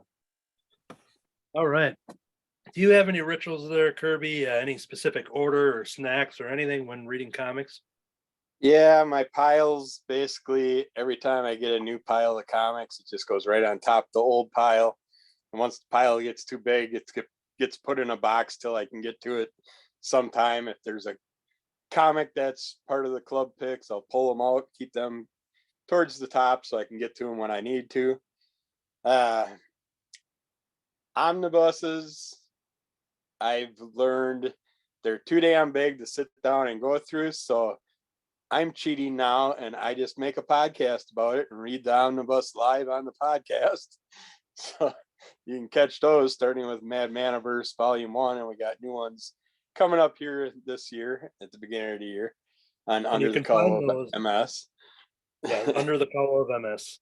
But I don't really pick through them looking for anything, but for some reason, if you listen to our past episodes, a lot of time my books will link together somehow, or link with other people's books. Sitting wise, reading area wise, I prefer my recliner where I watch TV and everything. unless it's nice out, then I'd sit out on the back porch, go somewhere and sit. If the wife's off shopping, I keep comics in the car just in case, so I can sit in the car and read. Snack wise, I don't like to eat when I read because then my fingerprints get on the comics. Maybe if I had a good edible or something like that, a good drink, but that's about all I'll have while I have the comics. If I'm going to eat, I'll eat before or after. But yeah, I'm pretty much open for reading anything at any time, anywhere, as long as it's enjoyable. And there's been tons of it lately. So. And what you said about having comics in the car, I always have a Archie Digest in my back seat. And then when I finish it, I've got, a couple hundred to swap it out with if I need to. There you go. He's got a couple Yep. right there. The back seat of my car right now. And then I usually, I also keep one in a work drawer if I have a late truck and things like that, and things get delayed at work. So usually Archie is something that's always, those digests are perfect just to have laying around for a quick pick me up. So. All right, let's jump over to Katie. Do you got any rituals and snacks and reading order, things like that? All right, sure. So my routine is I usually read the bulk of my comics on Saturday afternoons. It's a nice thing to look forward to, and then of course they're fresh for the clubs. I'm definitely tackling club picks. If I know I'm bringing a trade, I want to finish that up. I think I probably prefer trades the best, although I do read a fair amount of digital comics. And in terms of snacks, I usually will have a cup of herbal tea. Sometimes I will make it and it'll sit there and become iced herbal tea by the time I get done reading. But I just really love tea, so I'm always drinking some tea. And then spots. Lately, I've been sitting on the floor quite a bit. Because my pile of comics is right there, and they're at eye level, so I just kind of zone in and grab the book I want to read and sit on the floor. And then one comic ritual I try to do is when I visit someplace, I like to try and find a local comic book store or a general bookstore that sells comics and pick up something there. To support local comic book shops throughout the country. And also just, it's something I've found that makes the hobby very fun for me. And I've been to a lot of wonderful shops and met amazing people. And it's just been fantastic. I recommend it if you can. So, yeah. Yeah, with you mentioning going around to other comic shops, that reminded me of something too. I've done it twice that I can think of where when I went to go to the comic shop, there were two specific issues. It would have been the Amazing Spider-Man number 700, which is a pretty big milestone issue. And that was one of those that I drove, and it was about 35 minutes away at the time, went to pick up that issue. I'd stayed off the internet for a couple days. And rather than driving home, even though I was still going to be off the internet, I couldn't wait to get home. So I just got in the car, read through that issue. I had to read it right away, right there on the spot. The second time it happened was the end of Dan Slott and the All Reds Silver Surfer. Final issue came in at Crimson Cowl. Had my work shift, then I came right over to the Crimson Cowl, checked out with that book. I told David and Kurt, being like, well, I'll see you in a half hour. I'm going in the back room. Please, nobody disturb me. I have to read this final issue in silence. I've been waiting for this. It's going to be crazy. I've been avoiding the spoilers, blah, blah, blah. And I'm like, I'm going to need a moment. If I'm weird when I come out for the rest of the day, something, that's going to be reflective of what happened in that comic. So Dan Slott, writer of both of those moments there, that kind of reminded me when you mentioned just going to other shops and of having those reading rituals. Normally I can wait until I'm in my space, but there was two issues where I'm like, no, I can't wait. I have to stop everything else and read it right now. And Dan Slott Nice. killed the Silver Surfer that day, and Anthony stormed out of the back room crying and just flung the door open and left and never came back. Yep, I first went up to Kurt and I slammed the issue and I'm like, I want my money back, darn it. And then he goes, no. And I'm like, okay. And then I sat down and, yeah. All right. Let's jump over to Jim. Do you have any reading spots or reading orders or rituals or snacks? What you got? Well, I'll start with the reading order. When I get a new delivery, I get my deliveries once a month. I kind of sort them by things that are new titles. Number ones are generally going to go to the top of the list, unless there's something that's a deadline, like a club pick or something that needs to be read immediately. So like I like to read the number ones first. And then after that, the latest Batman Detective Comics, although, you know, not the ongoing series, because that's a digital, but like the side series or whatever, those are generally the next ones on the list. Then after the Batman, the DC stuff comes my favorite in the current ranking, whatever. So generally right now, something is killing the children, you know, House of Slaughter are near the top of the list. The other, whatever my current, off the cuff ranking is, that's the order I'll put them in. Trades and graphic novels go to the bottom of the stack, and they just generally get read when I have time to start picking it up and reading them. So my favorite or normal reading times are, I like to take a couple, 2 or 3 books to work with me. And then as I work in the front desk of a hotel at night, the last hour or so, I like to be right at the front desk for if guests come by. I want to be available. I don't want to be standing in the back, and having. So if it's possible, I like to be at the desk, and I'll be reading a comic book or two during that time. Another place I like to read, and when I do this one, I do eat. I'm eating at the breakfast table but I am reading my digital comics. And that is only possible because all I need to do is hit tap, tap, tap instead of actually turning a page. No, I'm not lying. I believe you. That reminded me too when you mentioned a lot about the order of the series and stuff like that. What I don't do it as much as I used to, but a lot of times I do it kind of quick where I have the stack after my top ones that I want to read immediately. I do a quick thing where I'm just like, it's almost like each issue versus another issue where I'm like, yeah, this one I'm more excited. I just like quick kind of make a reading order. And it gets to the point that if some of those on the very bottom, there might be a reason why maybe they weren't winning each round as I was sorting. And that kind of gets me to reevaluate, being like, all right, am I really liking this series anymore? Sometimes it's just because there's so much good stuff, it's going to be on the bottom anyways. But that's happened too, where I've looked at a book being like, well, this one now has 2 or 3 issues backed up and it keeps ending to the bottom of the pile when the new stuff comes in. Makes me rethink that, being like, maybe it's not as interested in that one anymore. So yeah, I kind of have sort of that kind of routine too. So cool. But yeah, I know I thought that was Lion Cat. Is it Lion Cat? It is. Okay. Yep. Yeah, and hold on, just somebody I'm supposed to hand it to off camera here. There we go. Yep.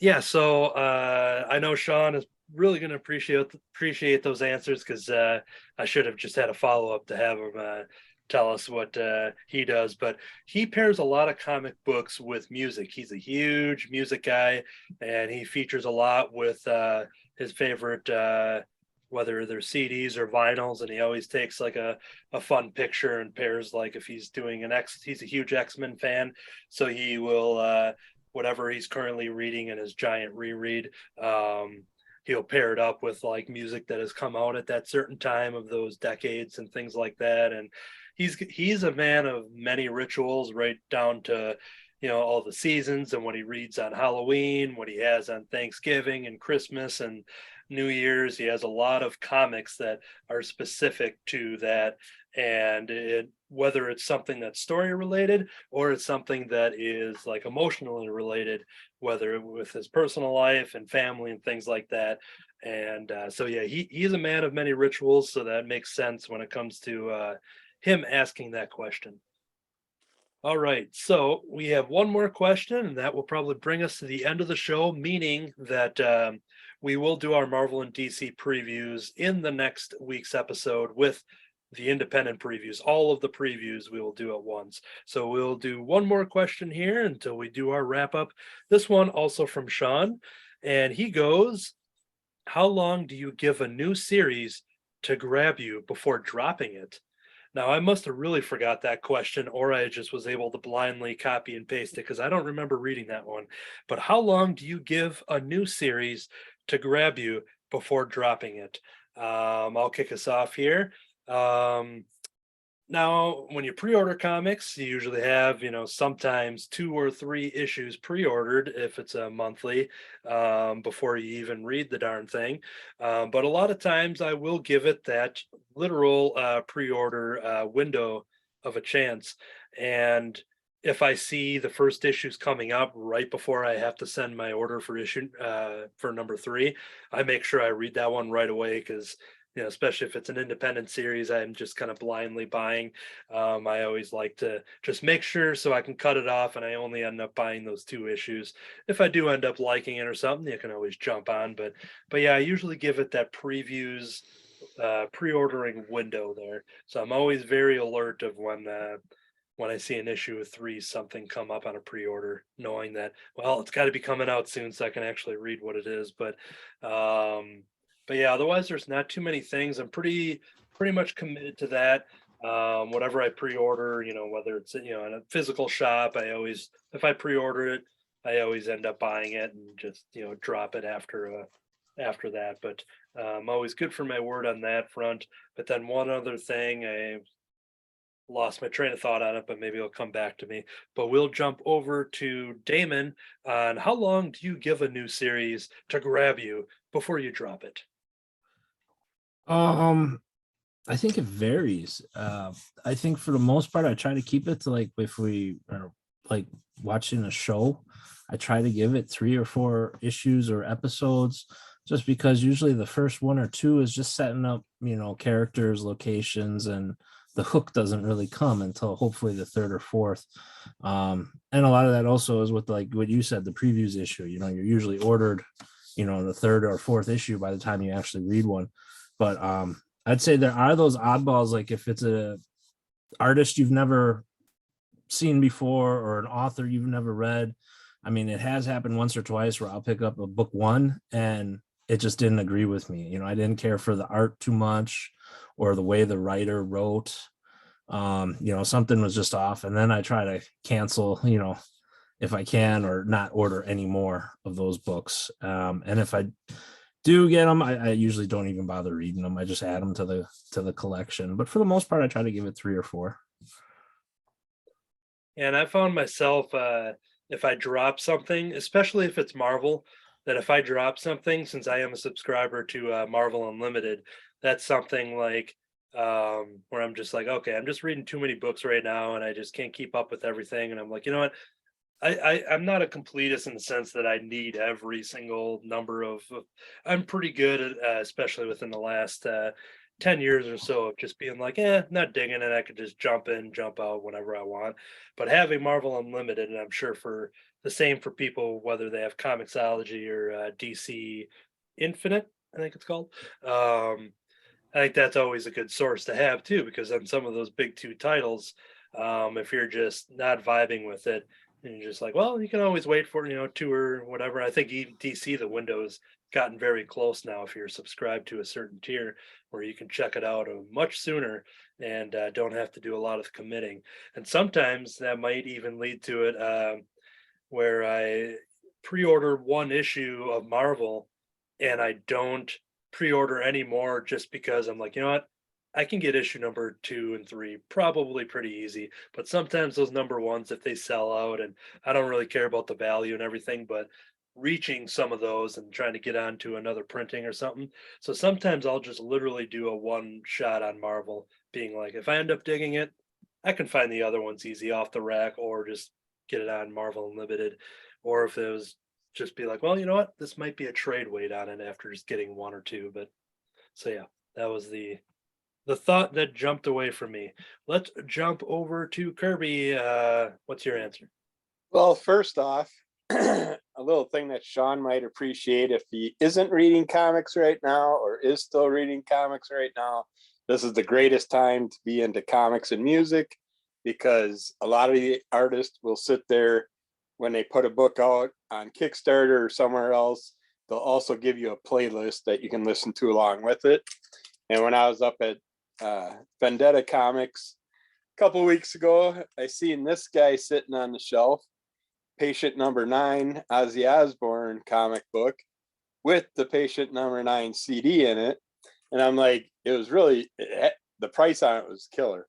So I'm like, well, what the heck? I'll pick it up, check it out, thinking that the CD was just a single. And it ended up having all 13 songs on it. It was a whole complete new Ozzy Osbourne album, basically like Bark at the Moon.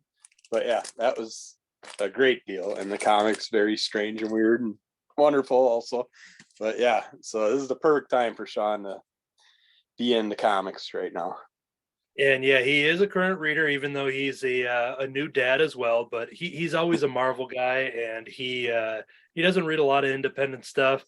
So he's probably not going to see a lot of that. There's a couple things he picks up, but yeah, so he is still a current reader, but mostly Marvel. Yeah, and I also have an artist that I'm a friend with now that happened to send me a preview of a comic that's coming out in the future of his.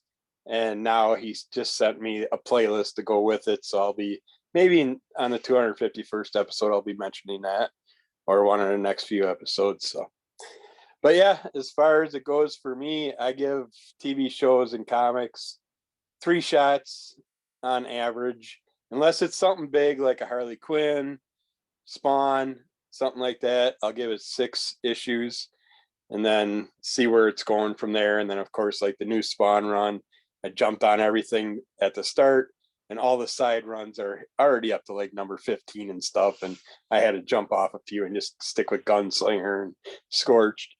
But yeah, I'll give everything 3 shots. Like Damon said, the first 1 or 2 issues are always iffy, and nothing really gets good till that 3rd issue. So, yep. Yeah, there'll be, if I'm out and about at other stores and there's things that I either ignored in the previews just due to budgets or just didn't even see it, there will be a couple of those moments being like, well, I'm just going to do some random first issue tryouts for things that just because if I didn't find what I was going there for, but I do want to, leave with something, I'll definitely pick up some random number ones. And those, anytime that happens, that's always like, all right, it's got to be a killer number 1 for me to be like, okay, I got to quickly add this to my list.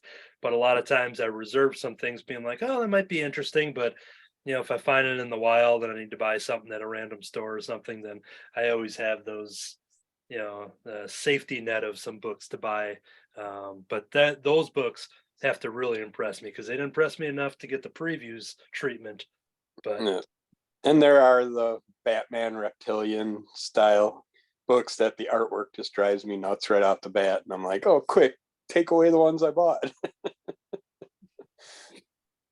yeah, and that's other people have said it before, but like the comic book industry is like one of the only places like where you have to pre-order your entertainment like that, and just like you have to just take a gamble on several chapters of things. Obviously if you're a prose reader or something, you're taking a gamble on a giant book, but sometimes you can read previews and whatever. Yeah, but you're just usually like ordering the 3rd one by the time you get the first one. So yeah, and like to anyone who doesn't read comics, that's probably got to be like, well, that's it's a weird system, but that's just how it rolls, and it's a big industry, and it's interesting, and that's why previews are important, everybody, because it does tell your shops directly on what you are interested in. Otherwise, if it's something that's on page 450 of that catalog, that's probably a publisher that's not going to get as much attention. So if you really want that thing, it's a good chance you might find your Marvel, DC, and your Image, and now more so your your Booms and stuff like that. But yeah, anything as you get towards the back of that catalog, if you see something interesting, sometimes you just got to roll the dice and take a gamble, at least on that first one, and hopefully stores can reorder some of those ones you missed. But all right, let's jump over to Katie. What's your answer on this one? Okay, so actually what you just said parlays really well into what I was going to say, which is ordering books like several months ahead of time got really overwhelming for me. And I was, at the time fairly new to comics. This was, God, 3 years ago now, so quite a while. And it was frustrating. And I was very caught up in the drama around comics. Like, here's me, like, trying to like learn about like comics and like who are the experts in this space and like who should we pay attention to. And I swear to God, it was like middle school fighting back and forth. Not fun at all, super overwhelming and frustrating. And I was expressing this to David one night, David Lloyd. And he said, well, like, why don't you try older issues? Like, why don't you try some back issues that will give you time to catch up? Then you can read the classics for yourself. And I think just have more fun with it. And that was the first time I ever like went through long boxes, like really seriously. Like, I think, I went through every long box the Cowl had that night and left with like a stack of like 20 things they were holding for me. And that actually really changed and improved my comics reading experience. So I set it up that I, for the most part, avoid new comics as much as I can, because I'm not a patient person. And when I get impatient, I get crabby and then I don't want to read the story. So I give it one trade, right? Usually the trades are an introductory price. I figure if you can't hook me in 5 or 6 issues, this is not a good match, and I am going to move my energy someplace else. And then the benefit of reading comics that are new to me is that often that series is complete, so I don't have to wait for the story. I can get it like you would in a novel or a movie where it's all at once. And I've just found that's made my comic reading experience much better. It's smoother. I have more patience, because I'd read a single issue and I'd, get frustrated at something that happened with the character, and, I'd drop it because I'm like, oh, I don't want to do this anymore. And then I'd find out that that had been resolved like 3-4 issues later. So reading older comics and then reading in trades is much better for me. And my general rule is one trade, and if not that one, then there'll be the next one. Yeah, you mentioning the back issue diving of being the back issue treasures, as you coined it. And on Saturdays at the Cowl, almost every Saturday, there was one guy that came in that, well, we'd have our normal customers and our normal discussion all, before the club would start. There was one guy that always came in that was just, he would spend, we would forget that he was there because he would spend hours going through all those boxes, like you mentioned too. And, it was very possible that he wasn't a current. I don't think I've ever seen him look at a current rack or anything like that, but that's such an adventure to go through all those things. And when stores replenish those things, you never know, because they're never just like, oh, here's the new box. It just gets filed away with everything else. So that just makes it exciting sometimes if you miss something, or you'll just learn a bunch of new stuff, and a month later and learn different creators, and then you start seeing their names and stuff. And so yeah, back issue diving is it should be a Olympic sport, if you ask me. Yeah. So. If I'm at a shop, I'll be going through the dollar boxes. I'll be sitting on the floor with them all laid out. Doesn't matter what issue it is. If it catches my eye, I'm taking it. It's so entertaining being at a Comic-Con and seeing, because that's just back issue heaven when you go to a huge, like a Chicago Comic-Con. I mean, the Milwaukee one's got it too and stuff, but if you go to like the big Chicago one, it's just not, you can spend your entire weekend just doing that and not doing any celebrity meet and greets or panels or anything. You can literally you wouldn't even be able to see every comic they have.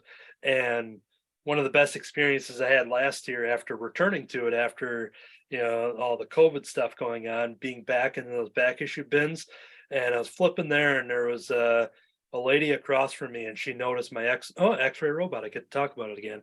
She noticed my X-ray robot Mhm. shirt, and we were like on opposite ends, just basically doing the same thing. And I'm like, oh yeah, by the way, I'm like, yeah, I was drawn into this. She's like, what? And then she like turned out she was a big Allred fan, and we're talking about ecstatics and all that kind of stuff. But we were both just like going, and like we started getting further away because we're still just like in our like motoring mode of like flipping through and getting through everything. But yeah, being in the trenches of those back issue bins, whether it be a store or convention, oh, that's awesome. Yeah. And if All you go right. to the Yeah, I Milwaukee, find it. Go ahead. I was just gonna say, if you go to the Milwaukee Mighty Con, you get a free comic when you walk in the door. You get to go through boxes. That's right. Katie. I was gonna say for me, it's become such an important form of like self-care. It almost becomes meditative, and it's so exciting because every issue is like a new issue to me, which is super fun. And then the excitement of like, oh, I was looking for that, or oh, I didn't even know that existed. Look how awesome this cover is. It's really fun. And more than that, I love, getting to hear other comic fans' enthusiasm while they're digging through bins. The excitement of I'm going to find a bargain, or maybe I'll find something that's a real hidden gem to me, or like, oh hey, I found this new author. Well, it turns out they've written like 20 books, so now I'm going to go and read all their stuff. It's just wonderful, and it really feels good for me. Like, I'm not joking when I say it's self-care, and it gave me a certain philosophy about the hobby I've come to appreciate, which is that while we build our collections, not everything's going to be in our collection forever. And that's not a bad thing. For a while, I was like, I can't give up any of this. It might be worth money. Well, having sold some comics, I can tell you by and large, not. But I'm like, well, what if I give up something that's not important to me to stay permanently in my collection, but someone else finds it and that really means a lot to them? Maybe that's a book they had when they were a kid, or they read it and it got them really inspired to go out and make their own art. And then the fact that I participate in that as well, like I said earlier, the trade I brought today is basically from an estate sale of a fan who had passed away. Well, in a way, his love and his spirit for comics and his appreciation of that hobby is living on, and we're keeping that going. And I think that's a beautiful thing. We all got to go, and to think, well, if we're all bound for a pine box one day, at least somebody who appreciates this and loves it and will take care of it and share it with their friends and family, that's a comforting thought. And yeah, I love it. And to go off of that, because you mentioned about the memory living on and the passion, Sean told me when I finally got a hold of my Fantastic Four number 48 for Silver Surfer from 1966, the thing that when I showed him, I'm like, hey, I got it, and the first thing he said was, imagine the kid back in March of 1966 who got that brand new issue, never knowing that this character, the Silver Surfer, who would go on now over 50 years, but that kid who read it like under the covers or under the bed with the flashlight, that 10-15 cent comic, whatever it was back then. And it was just like, yeah, because here's a really beat up copy of it that I got. I wanted a super beaten up reader copy. And it was kind of cool to think, being like, yeah, where is this? This is definitely seen. This comic has seen things. But now it's not going to see anything because it's going to stay with me. It's going to be buried with me and all that stuff. So the end lines with me, but yeah, it's cool to kind of think even that. So all right, we will Amazing. jump over to Jim. What's your answer? What was the question? Honestly, that I stopped repeating it because after when Kirby was talking, all of a sudden we kind of drifted a little there. I just started saying, I'm like, hey, what's your answer? Thankfully, she knew what we were talking about. How long do you give a new series to grab you before dropping it? Yeah. Okay, yeah. I will generally try to go for like the end of a story arc if I'm like falling off of like the book, it's like, or like, is this story going to be wrapping up? Is it coming to an end in 3 or 5 or 6 issues, and then I'll try to stick it out, because I am a completionist like that. I want to have it the end. I want an ending or with that kind of thing. So I'll stick it out as much as possible with that. But if I'm not really liking it, I mean, I think a couple of times I have quit a title with 1 or 3 issues and said, no, I'm just not for me. I just can't, really don't like it. But I will try to find a good ending for when I drop off of a title. I think that's kind of one of the good things about having digital access to so much stuff is, for the older stuff anyway, you can I don't have to worry about having an entire collection. If I hear about a story that existed in 2 issues back in 1994, I can go and find those 2 issues, and not have to worry about digging through long boxes, because if I'm not, I don't know what I'm looking for. I just don't have the patience. And if I find 8 issue and that story is going to be continued in the next 6, and you don't have the next 6 there, I don't want that first one. So I'm not going to, I just found that frustrating. If, you get, okay, this is good. Oh, this is missing. Why? I don't want that. I'd rather just go hunt on the internet for an issue that I know that I want, and I've picked up a few of them that way. I have found issues that I remembered from when I was a kid and bought them, and rather than digging through long boxes. And I have a couple of them as treasures now that way. So Awesome. So all right, different. Oh yeah. And I saw Damon with your muting and unmuting. Gets up and add quick. Oh, I was just going to say, what would be a fun addition to this for maybe a future podcast is we're all talking about how long we stay with this a series until we jump off. Maybe think about what your biggest regret is. What is the one book you bought that if you could go back in time, you would definitely not even come close? I mean, for me, I usually buy collected editions because I didn't grow up reading comics. I was kind of new for comics, and I could think right off the top of my head, there's an absolute that I wish I would never have bought.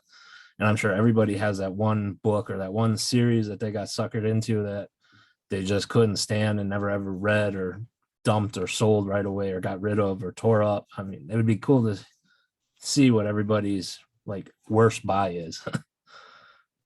Yeah, the closest thing I can think of just off the top of my head was when the Guardians movie was announced and they did a new comic series that Bendis started. I looked in my old stash of comics from when I was a kid in the late 80s, early 90s and reading comics. Because at that point I was just like Guardians of the Galaxy. I didn't know what it was. And then I flipped through and I had one issue from the early 90s, of issue 15, I think it was, of Guardians of the Galaxy. I'm like, well, third, or actually it would have been first or second grade me knew what the Guardians of the Galaxy was, or it just showed up in my collection and just got buried or something. But it was so exciting to find that, being like, hey, I think retroactively I know what these guys are, even though I was like, what the heck? And then eventually now I got all the Guardians of the Galaxies to fill the gaps, the decades before that issue and the decades after that issue that I probably got at a rummage sale for 10 cents written on the cover. But yeah, it's always interesting to see things you go back to, and things, sometimes if you reread things, and same thing with movies and shows, things don't hold up, but it's always interesting the relationship people have with the fiction they adore. Cool. All right. Well, I think that is going to do it. Those are some excellent answers. So thank you, David and Sean again for all of the awesome questions. The other 100 million people, we will get to yours as the episodes go on. But yes, so what we're going to do here on this podcast is wrap it up, give you the plugs, do all that fun stuff. We have a website, crimsoncowl.com. You can go there for Tales from the North, which is a free ongoing anthology series created by David Gloyd II. It is a dark fantasy comic based on the setting of his RPG campaigns. Chapters 1 and 2 available now. And as I was talking to the elder David, there is many other awesome ideas when it comes to comics and graphic novels that they want to release and bring out to the world. So the people here from this very podcast are making comics over at crimsoncowl.com. You can email us if you have a letters page question or any questions or concerns. Crimson Cowl Comic Club at yahoo.com. That is all one word. Crimson Cowl Comic Club at yahoo.com. You can follow us on Instagram. Not a lot of activity over there. That's on me. I still got to figure out how I want to issue that and advertise. But the Crimson Cowl, all one word, on Instagram. Then Kirby has a spin-off podcast, which is Under the Cowl of MS. Is there anything that you want to promote for maybe somebody jumping onto this 250th episode for the first time that doesn't know what Under the Cowl of MS is? Yeah, Tuesdays and Thursdays, you get a little bit of comics, a little bit of multiple sclerosis, a little bit of whatever. Wednesdays are Wellness Wednesdays, saved for health talk. This weekend, I think I started on Friday. I put out the newest previews that we talked about. And then we also got the YouTube channel, which we got a ton of videos between unpacking, health and MS videos, just whatever I can think of, I'll have coming out in the near future. But yeah, we're going to keep having fun and keep playing around with, and maybe have some extra Zoom meetings that will be out on YouTube too. So just keep following and see what happens. That's excellent. We may have done 250 episodes, but Under the Cowl of MS has already crossed the 500 mark. A lot of episodes out there, lots of different ways to find it. Subscribe to Under the Cowl of MS wherever you get your podcast, as well as the YouTube, as well as Crimson Cowl Comic Club on YouTube. I'm sure you type that, you'll find it.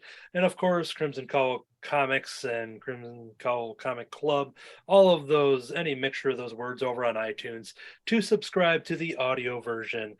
It's just like this video one if it's working, except without the pictures. It's the prose novel of the podcast. Okay. People know what a podcast is. All right, that is going to do it. That is all the plugs. We're going to have future club discussions, previews next week, and hopefully, if everything works well with the scheduling, to have some creators on from Happy Astronaut, the Mats over at Happy Astronaut. So stay tuned for more Crimson Cowl Comic Club. This whole time, I've been digesting your life force. I've been sitting here forgetting to think of something clever to say. I've been a vampire cat man. I've been spending most of my life in a Amish paradise. Lie.